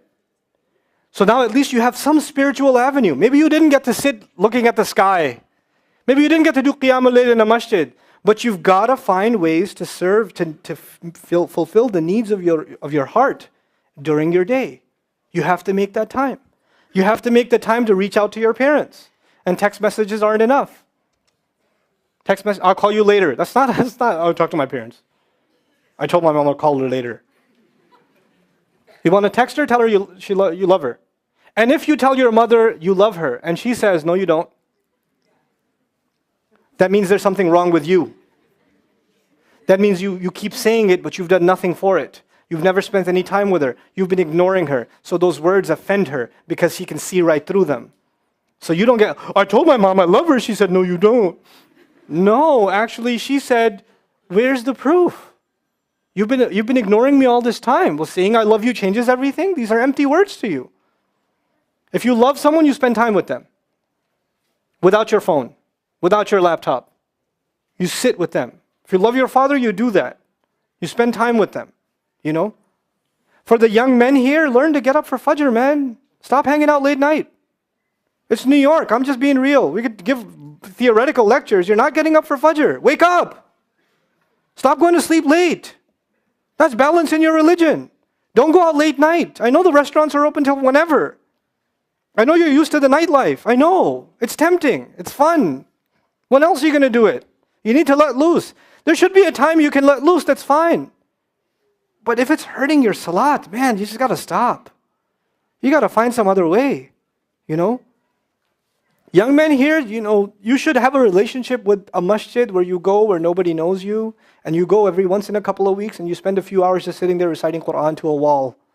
You're just sitting there on your own, nobody's around you, you're just doing ibadah, it'll help you. It'll give you peace. If you can't go to a masjid, go to like Flushing Meadows Park and sit by the water and recite Quran. Where nobody cares about nobody's going to be around. You know? Just do that. You have to find that time. This is ghulu in religion.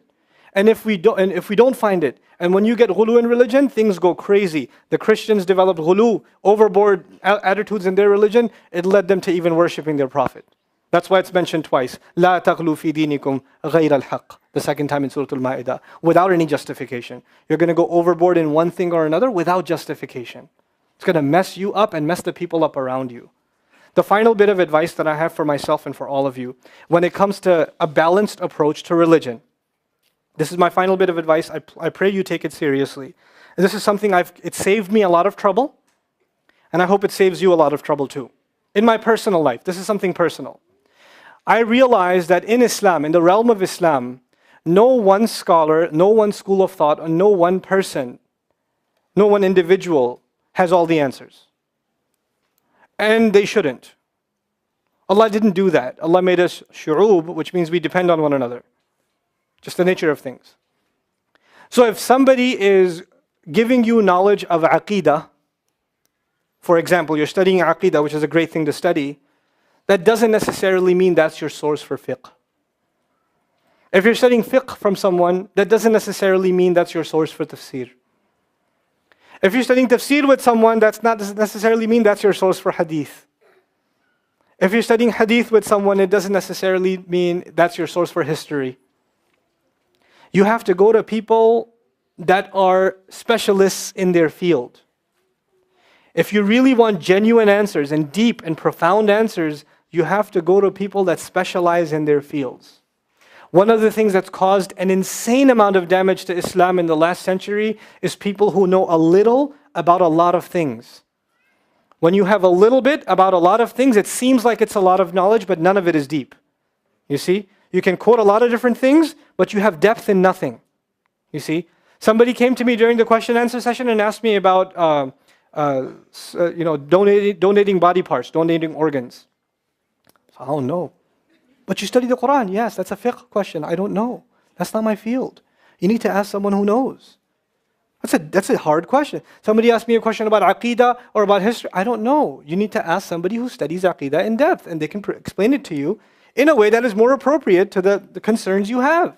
I can't answer that for you. What about this hadith? Is it sahih? I don't know. But it's in Bukhari. I still don't know because that's not my field.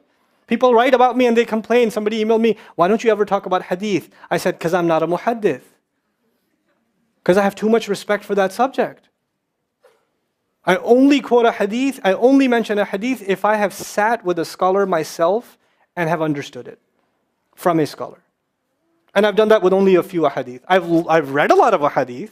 I've studied a lot of ahadith. I don't talk about them because I have too much respect for that subject. I don't want to make that a casual subject because I've seen the damage that does. I've seen the damage it does when a high school or a college student Googles hadith on this, that, or the other, and they don't even know the Arabic, nor the chain of narration, nor the nuances, nor the context, and they're ready to quote it in the face of their MSA friend who they're trying to beat in an election or something.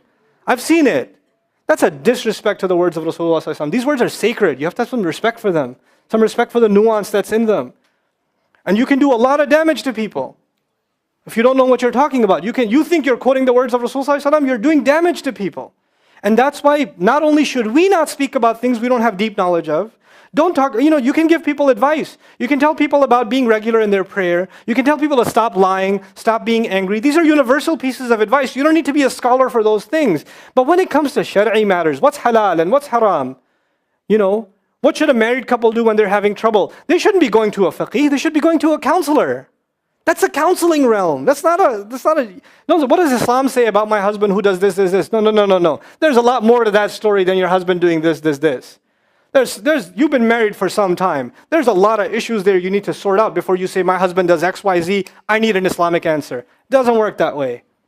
It does not work that way. You're oversimplifying and you're trying to use the religion as a weapon against your loved one. Don't do it. And don't do it against your wife either. Husband and wife don't get along, and the wife is crying, and he says, what's the matter? No, don't talk to me, I don't want to talk to you. And he quotes the hadith, if you're displeased with me, the angels will curse you the entire night. It's a sahih hadith. It's a sahih hadith. But you know what? Even if she turns towards you, you think it's because of love? Is that love? You were okay with threatening her with the curse of angels? You call that a marriage?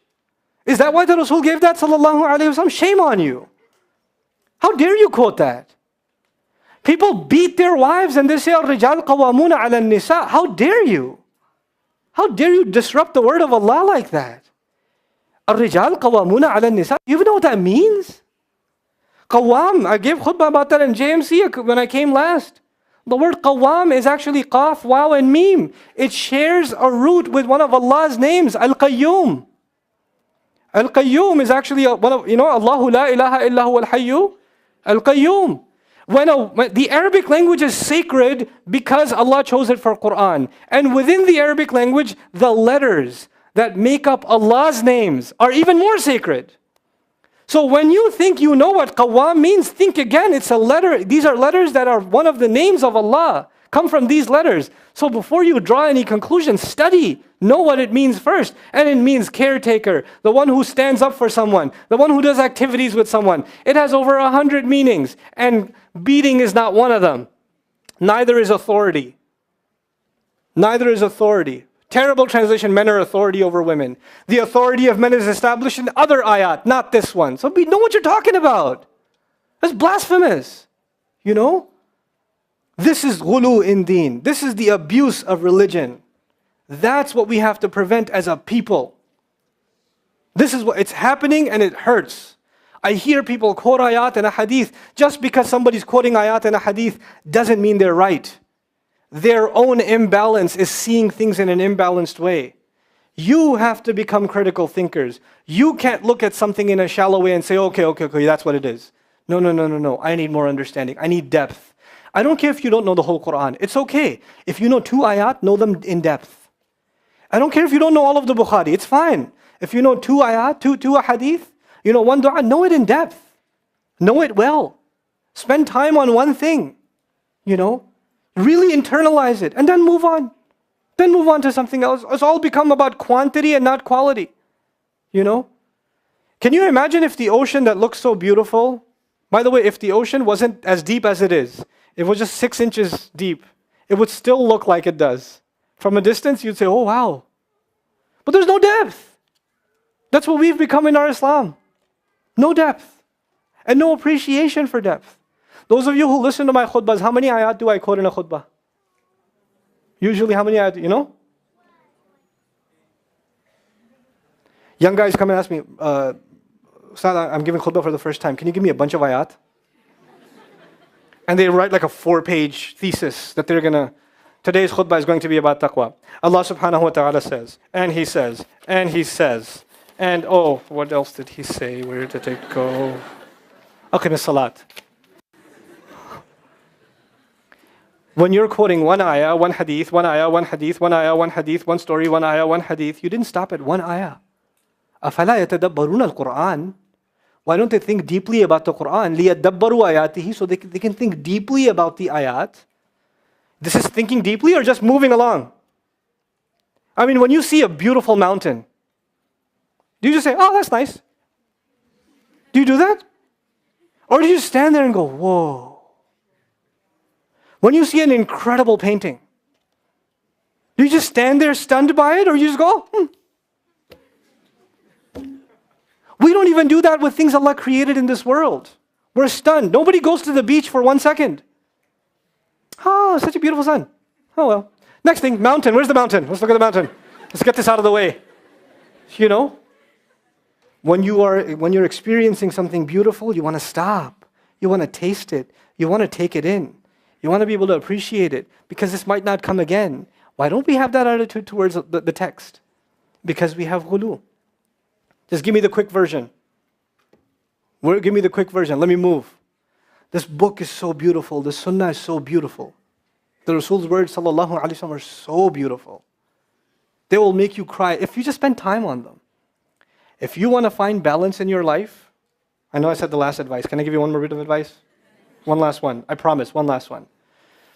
If you and I want to find balance in our lives, here's where we begin. We begin by conversing with Allah.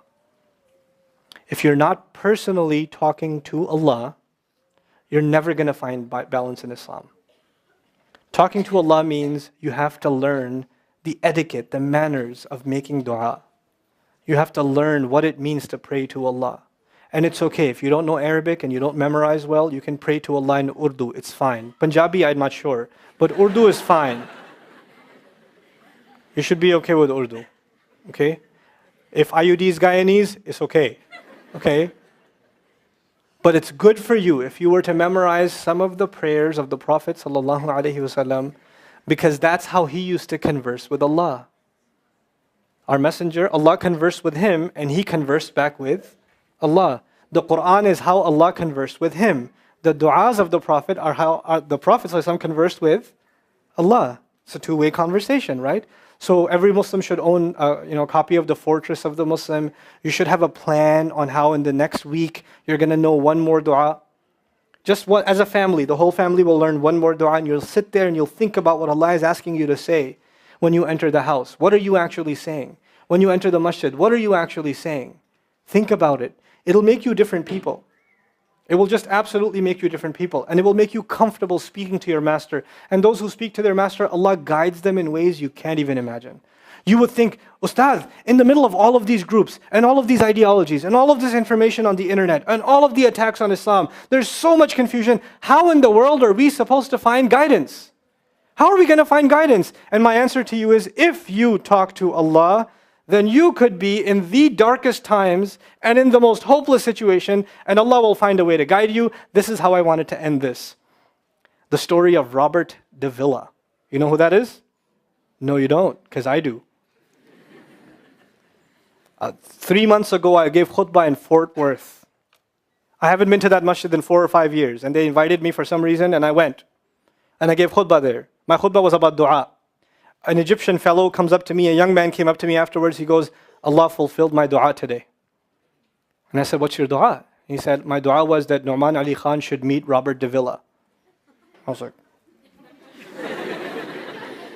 are you Robert de Villa? He goes, nope, I am not Robert de Villa. Robert de Villa is my friend. But I think Allah is fulfilling my dua. I was like, fire away, I want to know. Robert de Villa is a young man who lives in a town 40 minutes past Fort Worth. He was a farmer, young guy. And he was hit with some sort of genetic disorder that kicked in later on in his life, and he became paralyzed from the neck down. And he lives in a nursing home. Most people in that nursing home are 90 years, 100 years. They're really, really old people. And then there's, his room where he's paralyzed neck down. He's the only 30-something-year-old that is in the nursing home, okay? And he's been in that nursing home for the last 10 years. His family got a computer for him that's voice activated, so he can give voice commands, put a headphone on and Google stuff and search stuff so he can surf the web and find information. In his room, and by the way, staunch Christian family, the minister comes and prays for him every week and things like that. And his best friend was in the bed next to him. One of his best friends. He became best friends because he met him at the nursing home. This person was also paralyzed and he needed a new liver. Okay? A liver transplant. He was waiting for a liver transplant. And they used to talk about, God and things like that all the time. They were good friends. Finally, his best friend got a call that there's a donor available for the liver. So he's so excited. He goes, Robert, I'm going to miss you, but I'm going. I've got a donor. So they take his friend and they go into the operation, and his friend died at the operating table. Now his friend, who's also a Christian, the deceased friend, his sister, took one of the amulets of his friend, a crucifix, and she gave it as a gift to Robert. This is a reminder of your old buddy. So he hung it on the side of his hospital bed. Robert de Villa lives a pretty decent life in there. The nurses take care of him. He's a happy guy. And one day he goes to sleep and he sees a man in his dream. That man says his name is Muhammad. And he says, pointing at the crucifix, God did not send messengers so they would worship the messengers. God sent messengers so you could worship God. And Jesus was just a man. He walked in the markets and he ate food. He walked in the markets and he ate food, and the dream stopped. He only knows that Jesus was just a man. He knows there's a man named Muhammad that said that to him. He said that messengers came so people could worship God and not the messengers. This is all he knows. So he starts Googling Muhammad. He finds Islam. He takes Shahada. When he takes Shahada, he wants to learn about the Quran. So he goes on these chat sessions and finds somebody needs to teach me Quran. He finds a brother in Egypt that he gets together with on Skype to try to learn Arabic. Learned the Arabic alphabet. Once he learned the Arabic alphabet, he learned to recite the Quran. He memorized 10 surahs from his hospital bed. Then he said, I'm beginning to memorize the Quran and I'm beginning to learn about this prophet, but I need to understand the Quran. So he starts Googling how to understand the Quran. And for some reason, he ends up on my videos.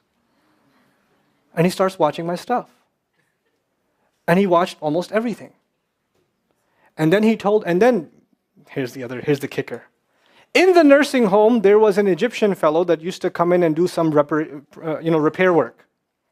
The Egyptian fellow has his own awesome story. The guy had basically lost faith. He wasn't religious. The nearest masjid to him was 50 miles away. So he didn't really go to Jum'ah much anymore. But he felt a spiritual void, so he started going to the church just to feel closer to Allah. Raised Muslim. He goes to the church just to feel closer to Allah. He's passing by Robert's room one day and he hears وَالْعَصْرِ إِنَّ الْإِنسَانَ لَفِي خُسْرٍ. So he walks into his room and says, Robert, what are you listening to? Robert says, nothing. That was me. And the guy says, you're Muslim? He goes, yeah, I became Muslim. And now this friend is in shock. How does Allah guide someone in the middle of Churchtown, USA, in a nursing home, with a crucifix on the side of his bed that he doesn't even have the physical strength to move, and the guy himself says, I want to come back to Allah. So he tells him about his, the friend he found online, Nouman Ali Khan. So the Egyptian fellow starts watching my videos. And then he says, I wish I could meet him one day. And he says, okay, I'll pray for you. And after 5 years, that Egyptian friend shows up at the same masjid that I haven't been to in 4 years. And after Jum'ah says, I think Allah wants to fulfill my friend's dua and my dua. So I said, I think He does. Let's go. So I took a few of us and we went. And we met with Robert. We had a beautiful conversation with him. And inshallah, for Eid, we're going to go to his nursing home again. The nursing home was pretty shocked. You're all here to meet Robert? Like, yep. Yep. Why do you want to meet him? He's an inspiration.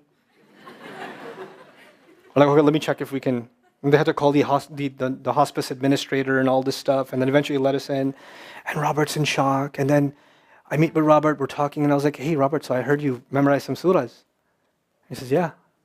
Can you recite one for me? So he recited Surah Al-Asr. Not one of us was not crying. We're just in tears. When somebody turns to Allah, don't worry about the means. Guidance will come. Balance will come. I want to tell you some more about Robert because young guys are here. Young guys that play basketball. Young guys that are healthy. Young guys that have ambition. I told you what's his paralysis, from where to where? Neck down. He has a special wheelchair that has to hold pretty much every part of his body in place. He can't just sit in a wheelchair. It holds his neck and it holds every other part of his body in place because he has no control over his limbs. And he has to have a special van where the wheelchair locks in so that if it goes through a bump or whatever, he doesn't, receive the shock. So he made a request. He wants to go to the Friday prayer. They didn't have the special van, so they put him in a regular van. And so he went to the regular van and a few bumps and his spine got even more hurt. He went to Jumu'ah. He came back in excruciating pain. And they said, I'm sorry, Robert, you're no longer able to sit in your wheelchair. You're going to have to stay in your bed for the next 6 months at least. If you see recovery, then you can get back up again. I met him in that span. He had already been in that bed for 3 months already.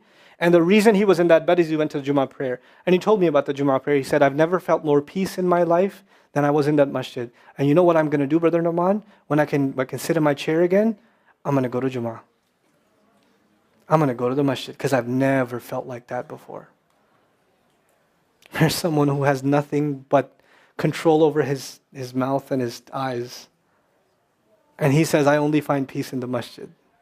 And here we are. These masajid, I don't care what ideology, what school of thought, what they're talking about in the masjid, what fitnas there. I don't care. It's still Allah's house. Just go to pray. Don't go there to talk to people. Go there to talk to Allah. Just go to talk to Allah. You're just going for you and Allah. That's it. That's it. Other things will come, but you're not going for them. You're just going there to find peace. You'll become different people. If Allah can guide Robert de Villa, Allah guide everybody. And then he said, sometimes I wonder why Allah put me in this position. And then I say to myself, what am I kidding? Allah has given me so much. I am so grateful for what He gave me. And if this is the way He was going to bring me to Islam, it's all worth it. So worth it. You have Muslims that lose a little bit of health and they say, why is Allah doing this to me? And this man, if you would think, nowadays atheists argue because of suffering, there's no God. If one man has in a position to say, I don't believe in God. If there was a guy, why would I be in this position? It would be Robert de Villa. That guy would say, I don't believe in God. If there was one, why would I be in this mess? And yet he's in this position, and I've never seen a face with more nur. Never. I've never seen a face that has more contentment on it. He's so satisfied with life. He's so happy. He's just happy. The last 7 or 8 khutbahs I've given are actually based on one sentence each on one sentence that he said in his conversation. Is that profound? He's a teacher to me. I consider him a teacher. He's my sheikh. Somebody says, who's your sheikh? I say, Robert de Villa. Really? Is that a pizza place? Or no. People, the guidance is all around us. You don't have to get worried about what's not there. There's plenty there. You know what Allah did for the people of the cave? He even guided them in where to sleep. He even guided them on where to turn. As the sun was coming, they'd turn away from it. As the sun came from the other side, they'd turn the other way. Allah will guide you in your sleep when you make dua to Him. He'll even guide you in your sleep. Every toss and turn will be guided by Allah. Can you imagine? We shouldn't be skeptical in Allah's guidance. We shouldn't worry about how am I going to find balance. No, that's Allah's job to guide you. Your job is to talk to Him. Your job is to get sincere. That is the message I have for you. That is how we're going to find balance. Honestly. Where it's, and if once you do that, once you become sincere to Allah, Allah will open doors. Allah will give you friends, Allah will give you teachers, Allah will give you access to resources, all of which are going to bring you closer and closer and closer to Him and to the truth and make life better for the people around you. This is really the gist of what I wanted to share with you. I don't want to speak longer. I've spoken too long already. I love coming back to New York, and I'm so grateful for Queens College. And the MSA here, mashallah, they put up with me. I give them a hard time, and they still put up with me. I show up half an hour late, and they're still really nice to me. They didn't give me the look of death that I used to give to speakers when I was the MSA guy. And Imam Siraj Wahad showed up 40 minutes, and I was like, Mom. And then I used to, it's okay, Nouman, it's okay, it's okay. You're doing good, Nouman, you're doing good. I was like, okay. Okay, fine, since you put it that way. I shall accept that, But I'm very grateful for you guys, and putting up with this crowd. We're not easy to deal with. We have lots of complaints too. So if you see an MSA person, just pat them on the back or say thank you or whatever. Appreciate the effort that they've done. I'd also like to thank all the moms that are here with their little kids, because that's hard. It got hot in here, and I'm amazed at the children that didn't scream and yell more than what I heard. I heard very little. Where's the crazy kid that was over here? Oh, that was her? Oh, iPhone. Okay. Okay. That's the other thing I'm grateful for. And finally, of course, I'd like to, I want to share can I share some news with you? Is that okay with you? Okay. This is cool. So I went to, last summer I got a chance to go to Malaysia. And alhamdulillah, I made some really cool friends in Malaysia. It was like a life-altering trip. The part of the trip was Singapore, and also stopped over in Bahrain. And had the honor of being at the International Islamic University of Malaysia, and I spoke also with a number of media outlets there. And I realized something. We've been cooking an idea back home in the Bayina laboratories, which basically has to do with bringing meaningful content to Muslims. I think, alhamdulillah, the lecture thing is great, but it can only go so far. Right? What we really, really need is engaging media. Well, I think it's really important that we have engaging media. So we have this idea for basically a talk show, but that's a mix of social commentaries, special reports, and accomplished Muslims. Like, I want to interview people that are doing cool things in the ummah.